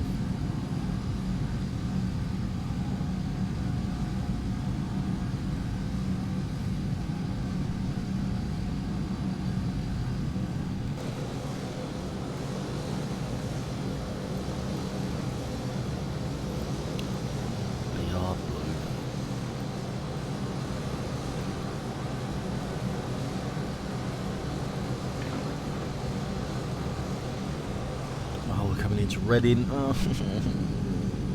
6 miles outside of Reading. 6 miles outside of Reading. Do about 5 miles. I won't hit the brakes, but I'll take the turn the throttle off.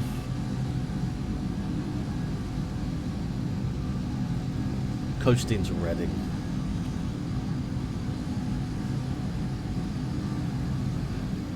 Class 101 DMU on our left.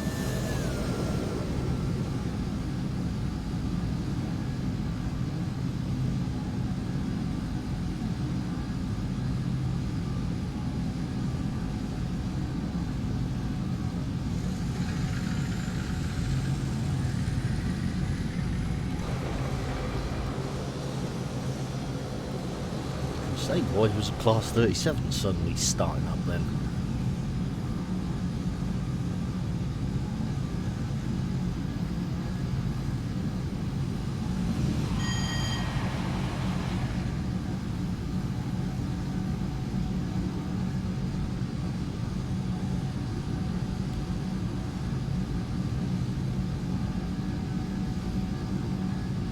Yay, we finally reached top speed. Just in time to start slowing down.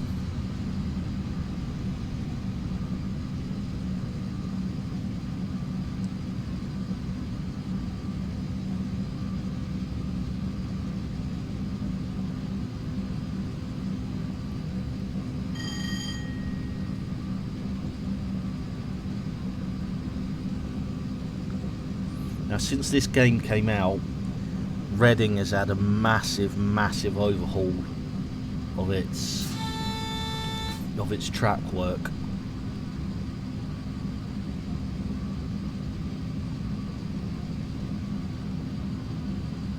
Quite famously so.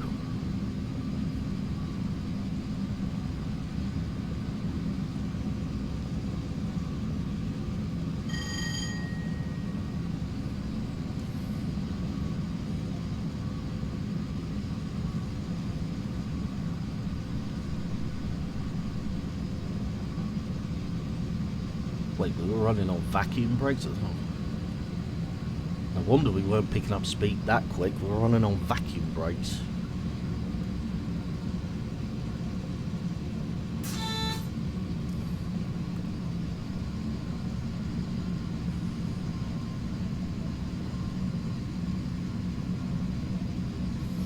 Double yellow.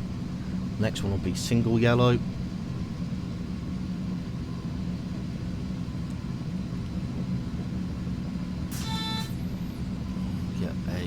Feather turning us into platform 5.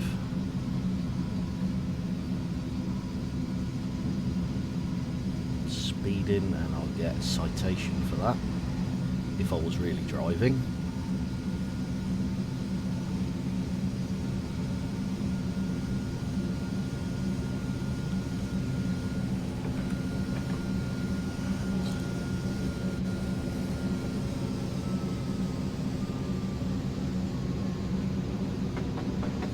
got permission to go past this red signal if we need to.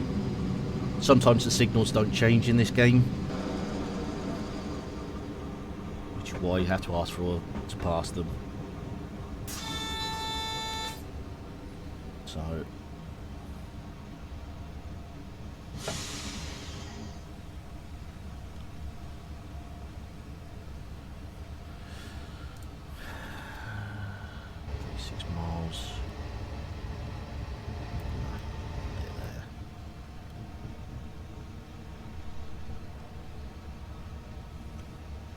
should get red signal at the end of the platform, which we have. Oh, it's green. That's not our signal. Okay.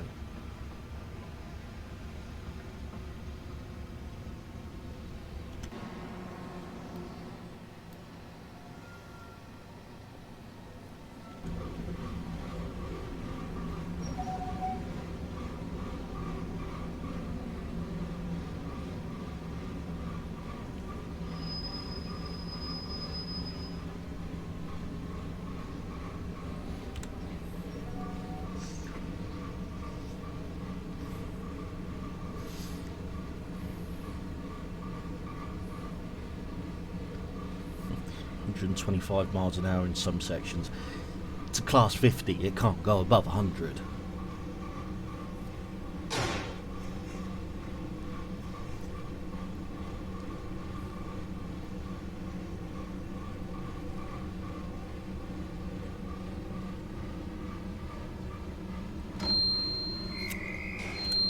Okay, I'm going to stop that there.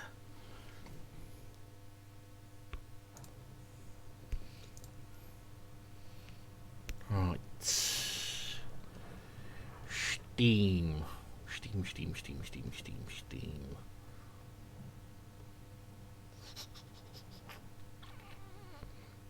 Class, just, no. Try and avoid those ones just because it's a very buggy line.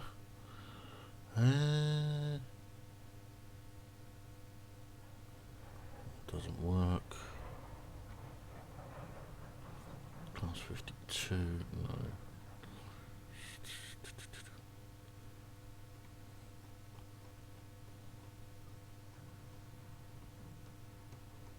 Where is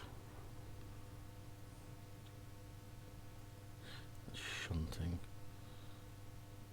Running the seawall.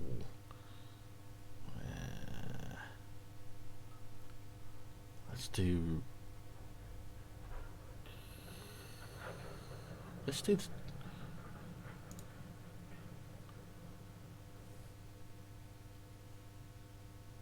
don't crash. Don't crash. Thank you.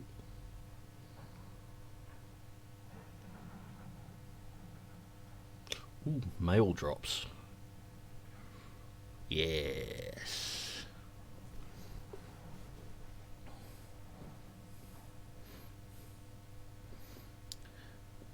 So this is, we're going to be driving the GWR Saint class steam locomotive. Now, the Saint was kind of one of the first GWR 460s, and one of the things that people say about the GWR is all their mainline trains, all their mainline locomotives look exactly the same, and they do, because they were kind of all developed from this. Go 1902. They were developed. All the locomotives were developed from this class and a class called the Star class. So you had the Saints, which were these, and then you had the Stars, which aren't actually in this game. But I think is that Grange? That's a hall. So this one here, this is a hall class on the left, was developed from the Saints, or the Stars. But the halls, the castles, the kings, the granges, the manors, they all look the same because they're all developed essentially from this locomotive. Anyway. Get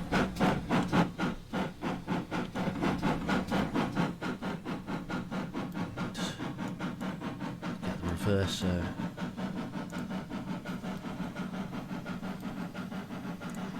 We are. Yeah, we're express, that's fine. We're moving, don't want to move.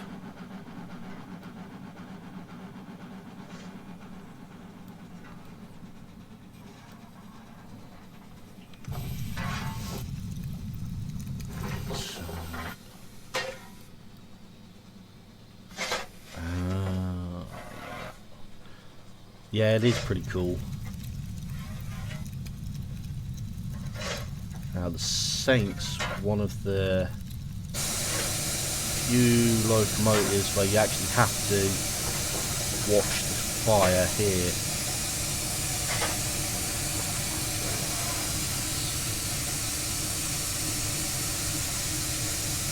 Yeah, it's about 1,100 pounds of coal, which is what we want. Still loading passengers.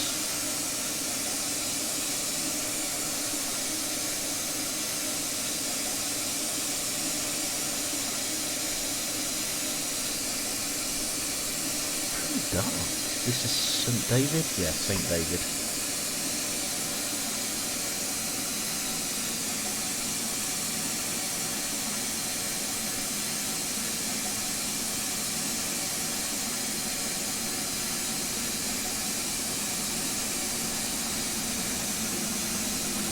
Over there. That sounds like and looks like a castle. Oh no, it's a king. So this was the ultimate development of the 460 and the GWR. Big old steam train, this one.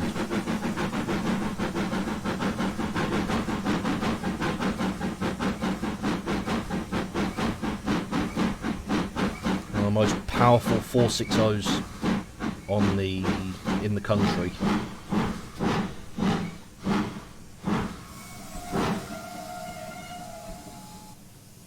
Too powerful, actually. Yeah, these are, you won't see any of these anymore. Well, the king you will, because I think there's 2 or 3 preserved. There's a saint that's been rebuilt, plenty of halls, couple of manors.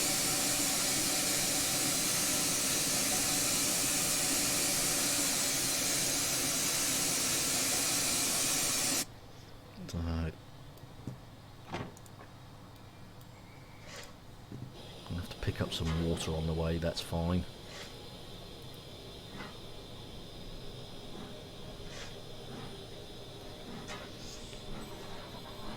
We're going to be dropping off some mail on the way as well. Travelling post office.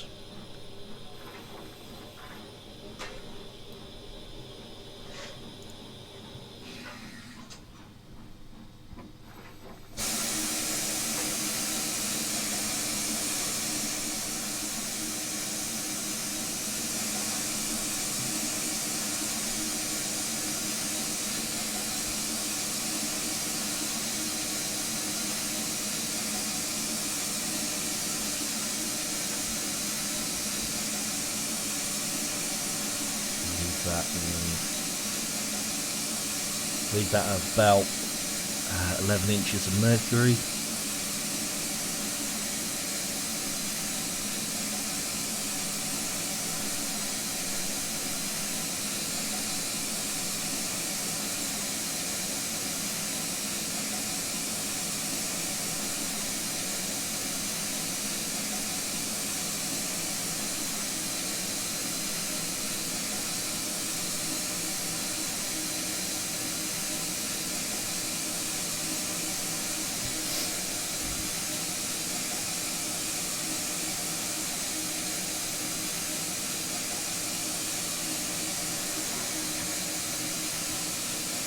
Gaulish guys, give them the regulators. We didn't have a chance to fill the tender.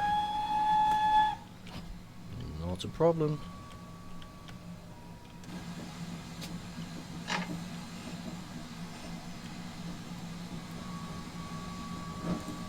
Let's get us running. Turn the brakes into running.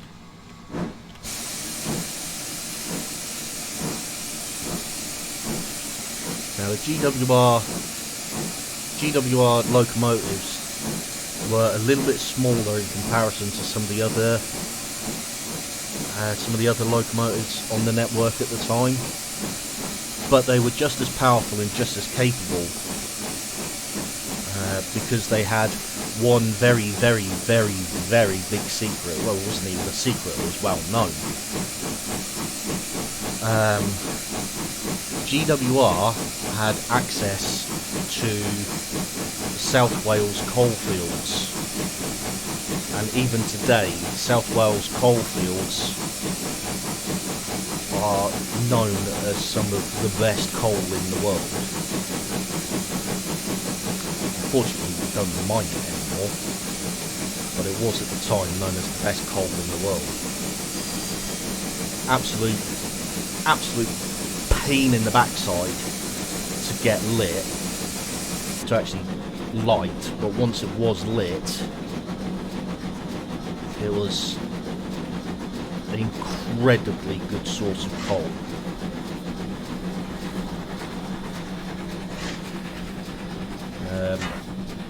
It was said, done by independent tests back in the 1940s or something, that for each pound of Welsh coal burnt, 9 pounds of steam could be raised. Something like that anyway. I'm sure it was like something like that. Whereas for all the other type of coal that could be used, it was only between 4 and 5 pounds of steam pressure could be raised.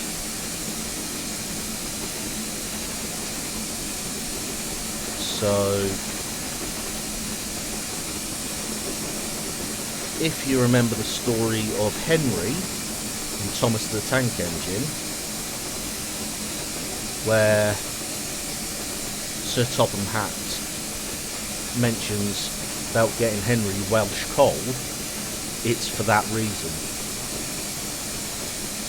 And he says it's expensive because it was expensive.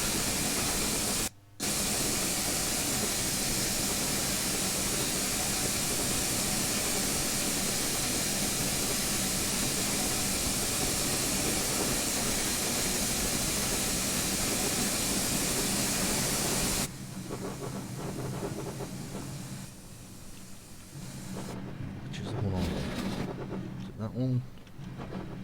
Yeah, I have to do it from the logo.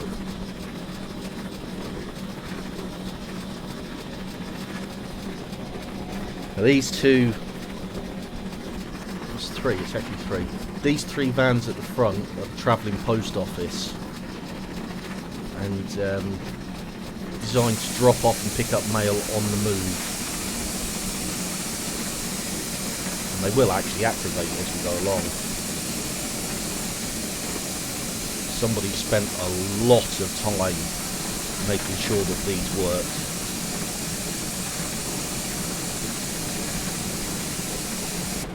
You get plenty of chances to blow the whistle as well.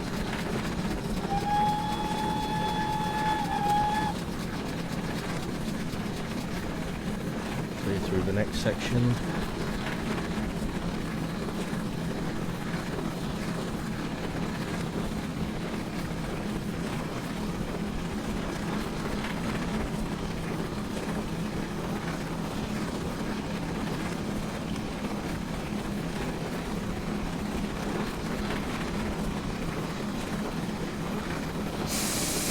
Come on, fireman, put you back into it.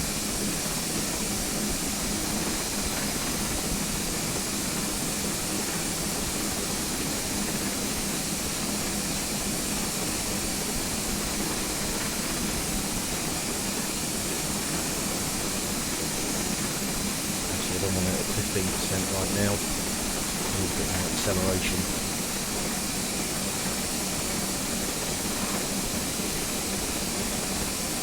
There's our drop off. There's my old drop off.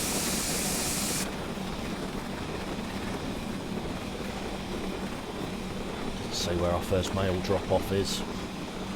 Okay.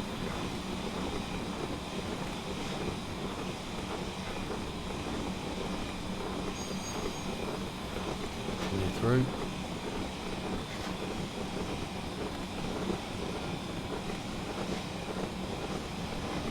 This line still exists, not like this anymore. I mean, this was as it was in the 50s, but in the 1950s, but this line still exists.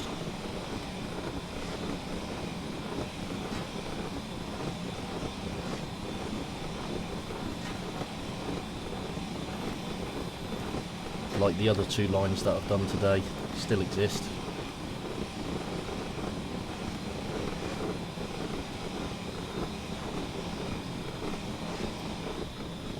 Water scoop. Water scoop. Yes.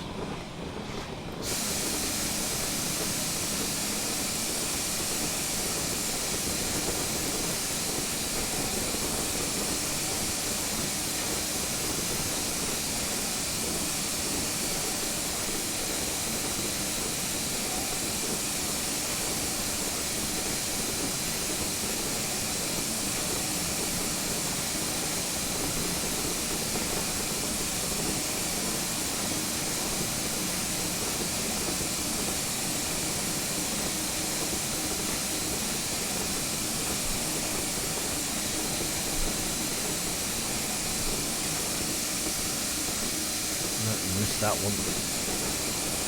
Didn't miss the drop, but missed the animation.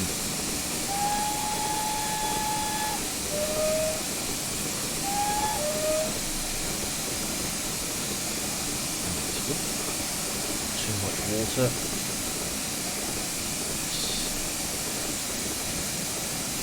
Going fast enough for the water to pick up. That's cool. Water scoop so we can pick up water on the go. Make sure the tender's over it.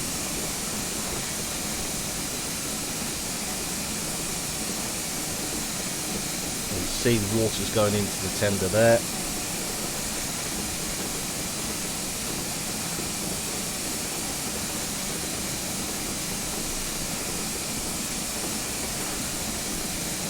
And we have some water. Going again.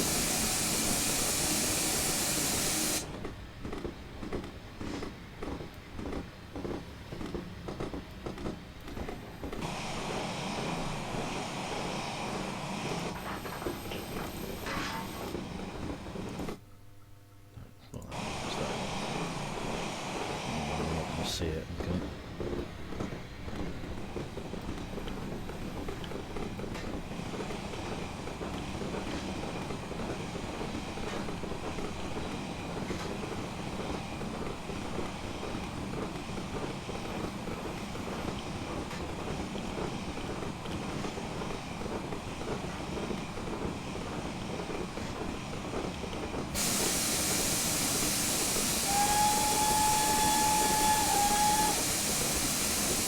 The reason we're blowing the whistle is on the left side there's a public beach, and on the right side, well, that's where the public come from. And letting them know that we're on our way.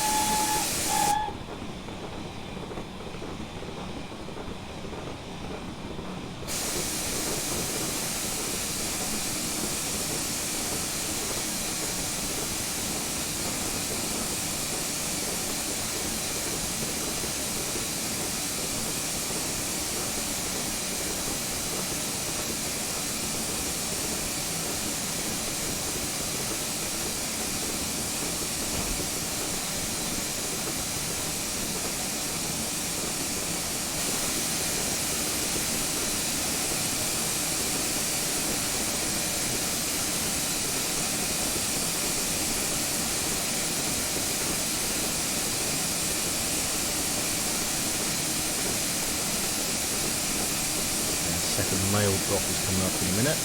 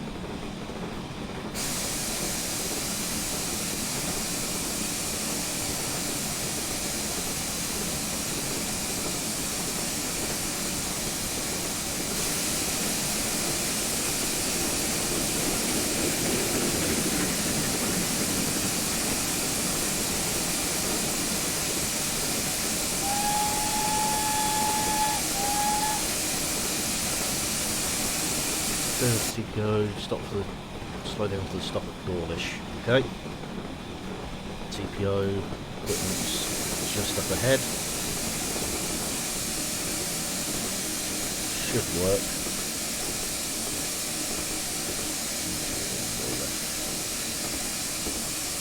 Should see this cage swing out in a second. Didn't do it, but we did pick up the mail bags.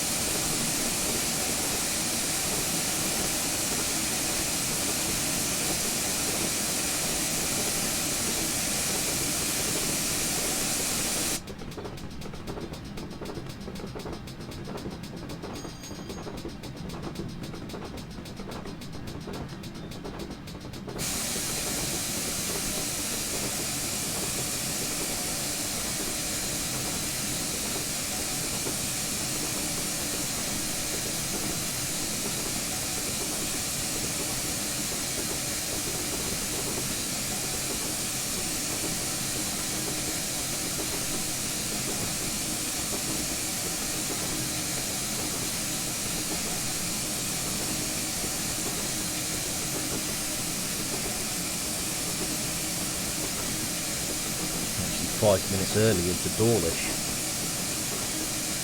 Excellent. Clear through the next block as well. So it's not a nice clear run through to Newton Abbot.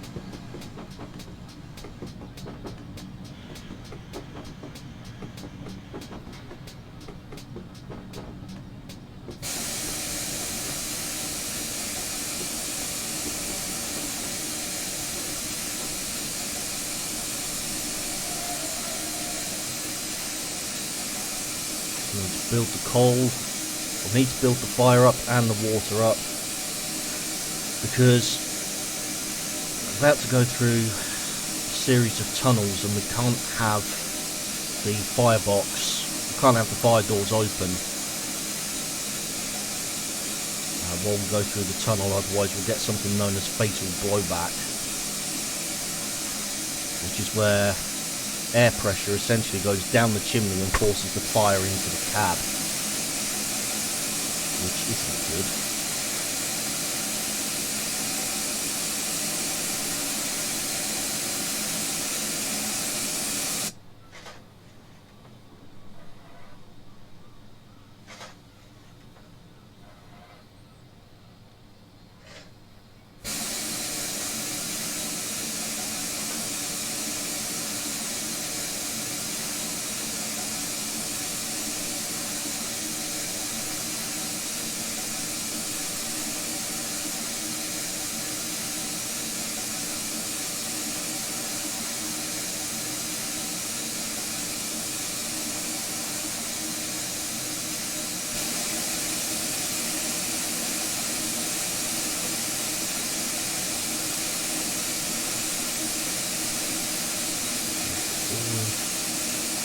They're going to make us wait, aren't they?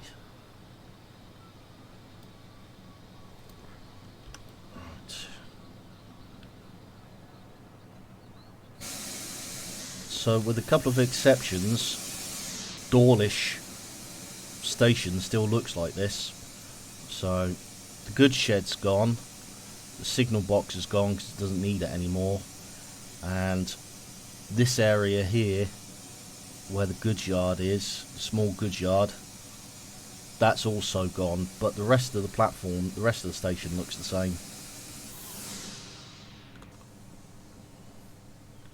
And there's always, you can always find pictures from about this vantage point online. And from down here on the bridge, because the bridge still exists.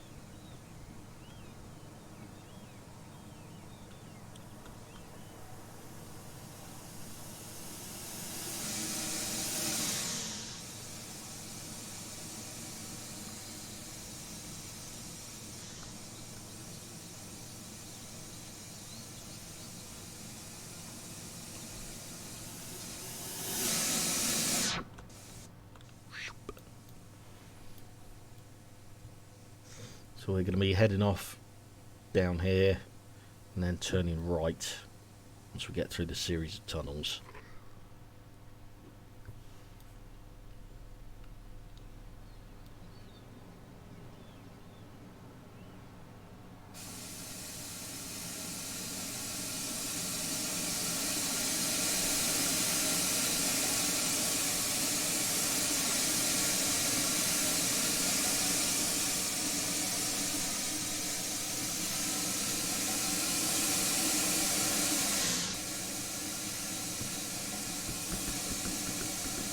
Beep, beep, beep, beep, beep.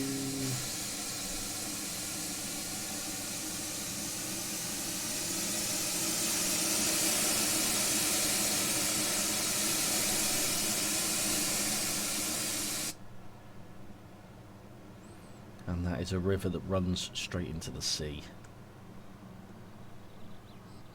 Right there. Of course, a river runs into the sea. All rivers run into the sea.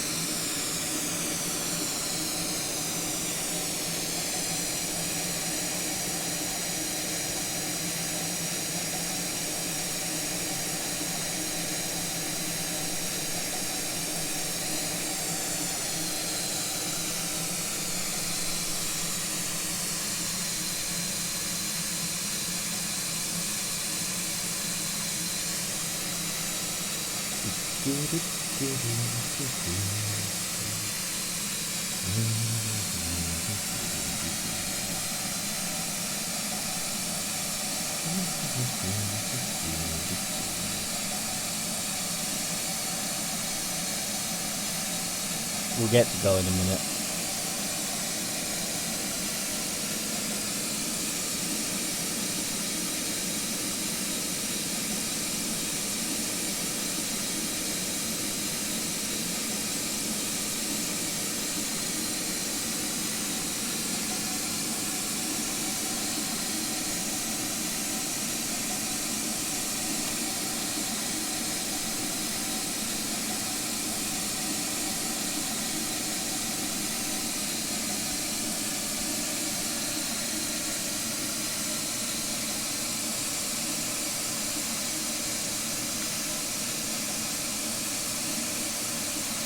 No, I'll be, once I finish this scenario, that'll be it. I'll be calling it there.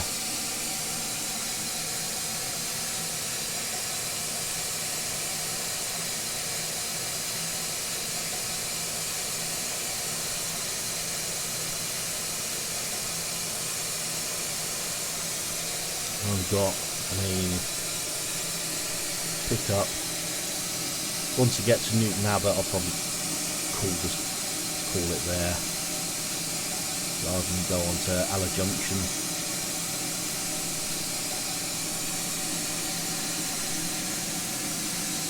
So don't really want to sit there for 7 minutes.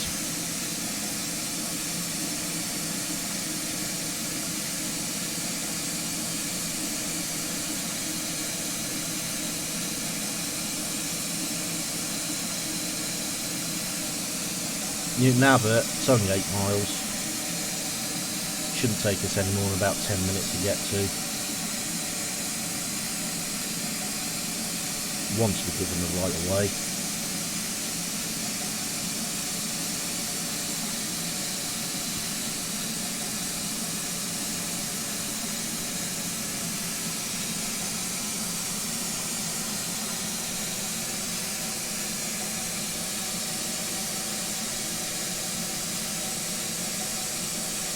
Alla Junction is literally, it's literally just beyond Newton Abbot, so 8 miles to Newton Abbot and then 1.2 miles to Alla Junction.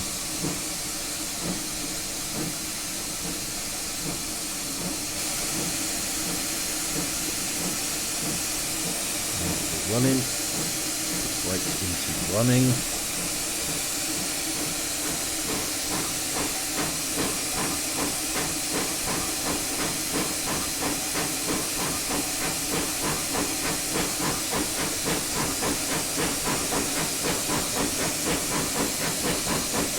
No, it's not long. It depends on how long this sat at Newton Abbot.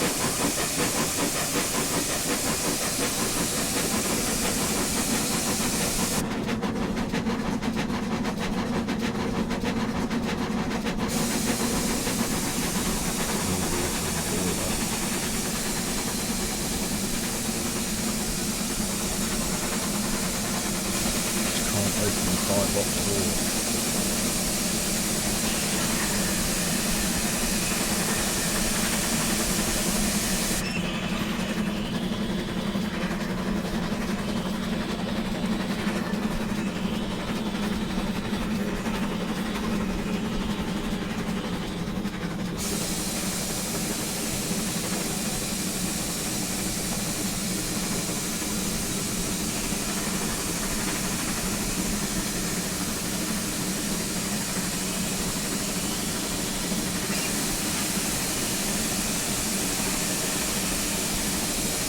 So strange for the conductor to be in the back of the front, yeah.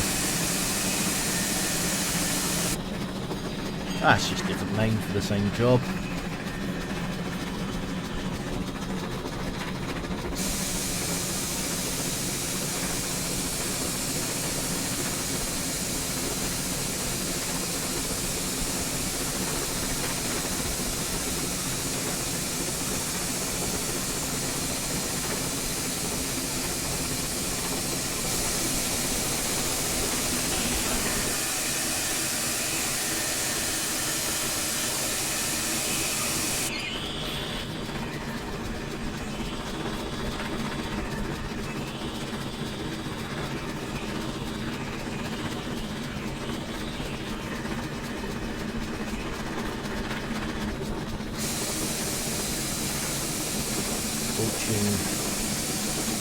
Limit.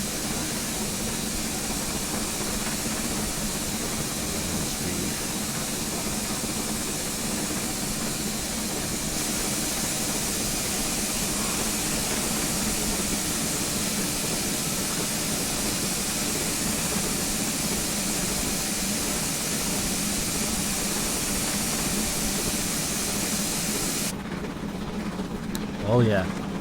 Oh, they're all dark.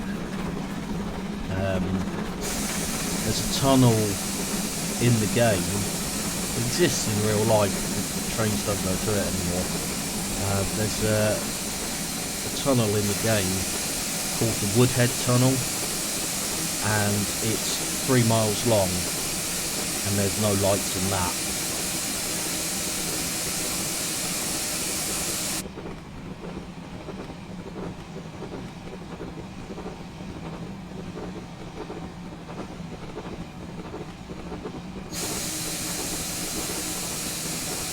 Although, to be fair, the game does make it slightly lighter as you're driving through it.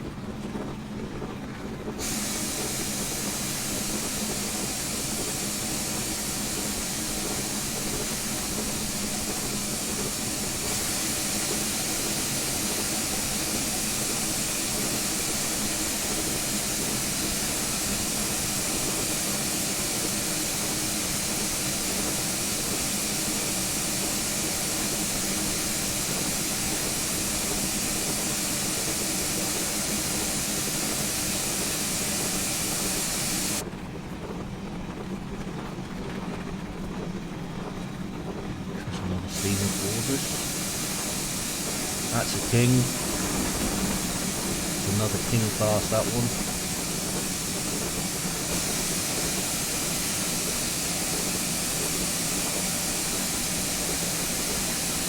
At this time in the railway history, this is under British Railways operation. Certain locomotives were painted blue. Didn't last very long because blue didn't weather. Blue faded really, really quickly. The blue paint they used faded really quickly. But for a short period of time, certain locomotives were painted blue.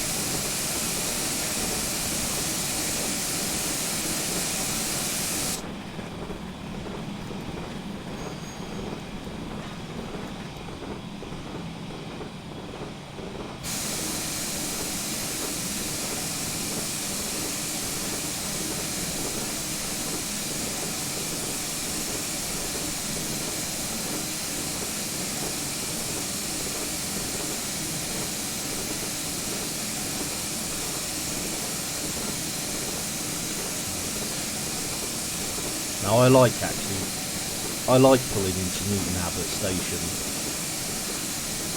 It's nice. It's got a nice long platform, so you can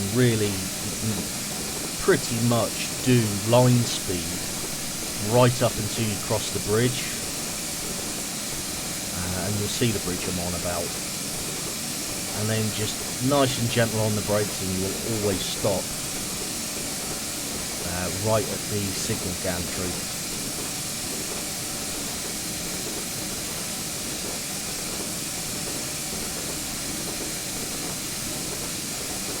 So not this bridge, but the next set of bridges.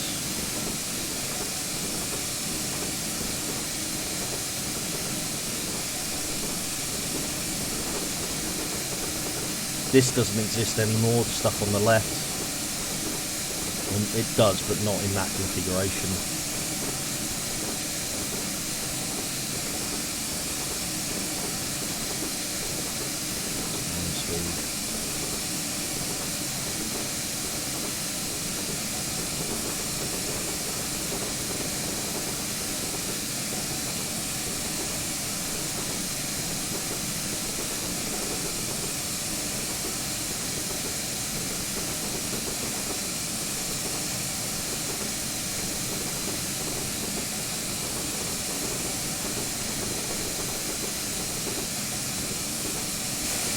On the brakes, inches of mercury.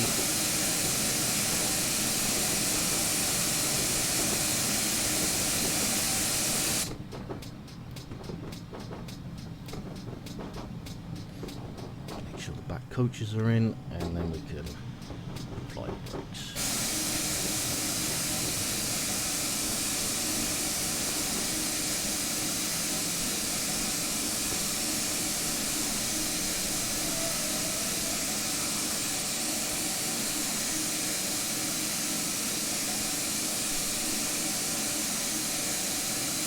Now, by rights, we should now be sat here for the next 8 minutes. However, I can appreciate that that's going to bore a lot of people. So, I'm going to finish it there. But this is Newton Abbot. At one point in GWR lifetime, this was quite an important station. You had sheds there, turntable, maintenance facilities, loco sheds. This wasn't the most important, but was a fairly important station on the network. But as you can imagine, everything to that side of the lines is gone now. It's all light industrial and light offices, unfortunately. But I say unfortunately, it needed to be done. And the line continues up here. Now I won't be able to get up there, yeah, we will. So this is Aller Junction. This is where we should end up, actually. Yeah. So this is Aller Junction.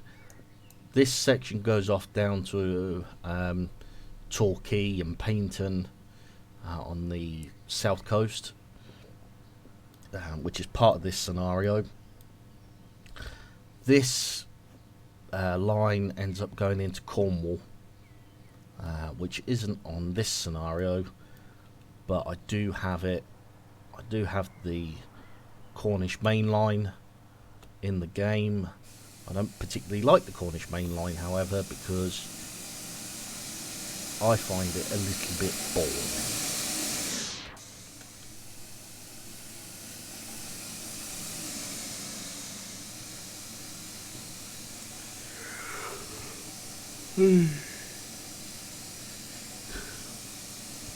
Let's get some water and some coal.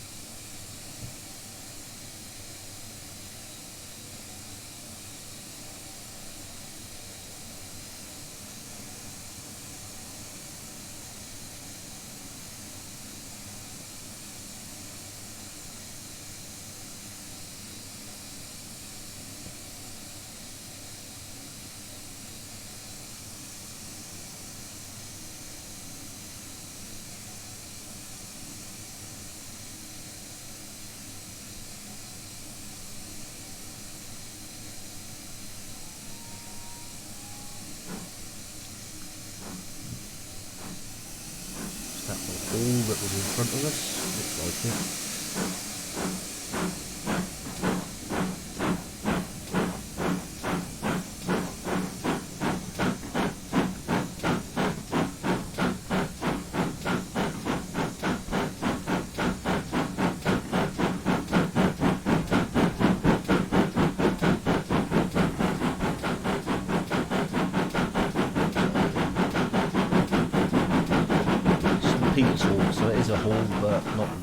goods in front of us.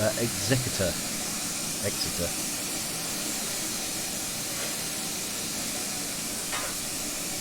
Ah, too much water in the boiler. That's fine.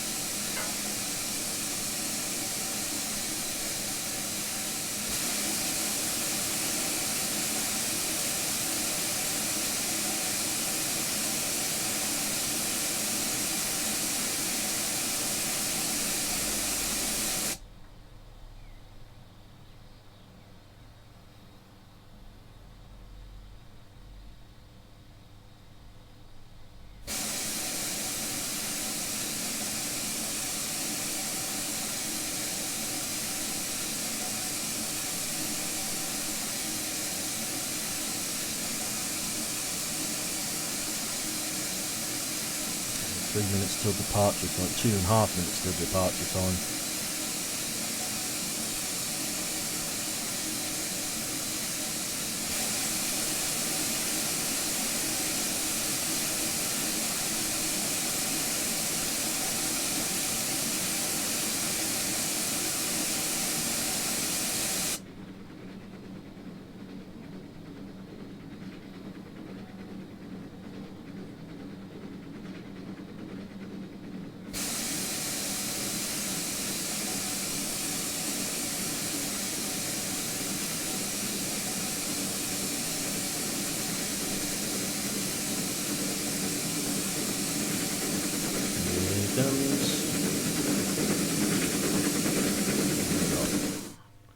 It's a hall, there's another hall. Oh no, it's a castle.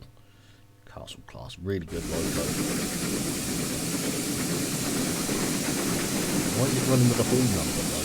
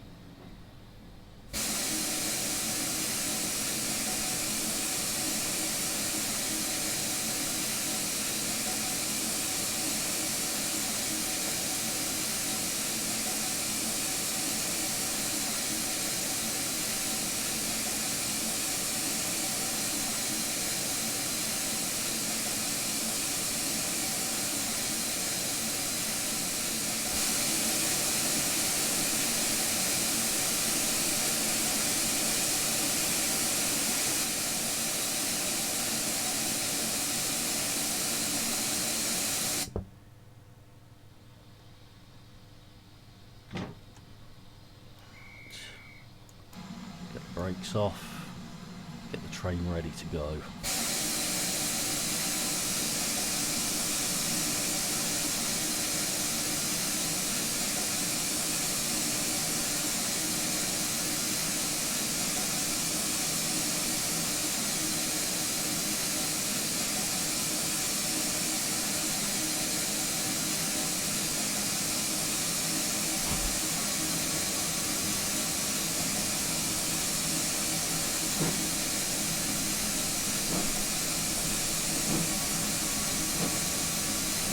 As soon as you're moving, reverse back to 50.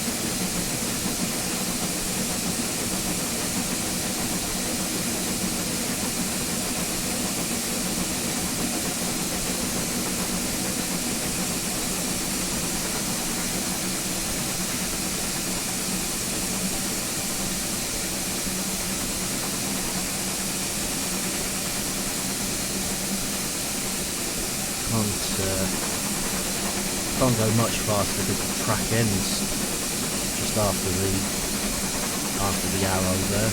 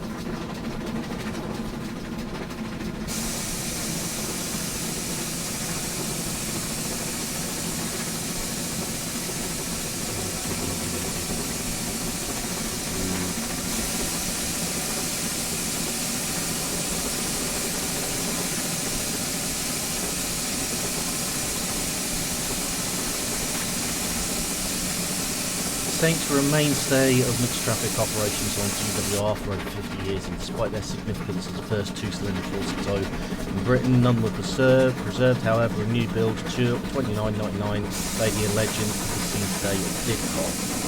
Which is absolutely true. So she was steamed for the first time this year, last year? Very recently, anyway. Right.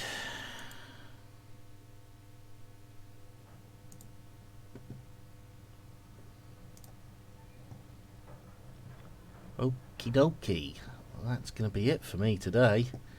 So I'll probably be back tomorrow. Not sure what I'm going to be playing yet, but I'll be probably be back tomorrow. So keep an eye out for that. And thank you very much for watching. It's appreciated. And yeah, you have a good day as well, Bella. And yeah, I'll see you next time. So I'm going to sign off now and just wait for the game to finish. So bye for now.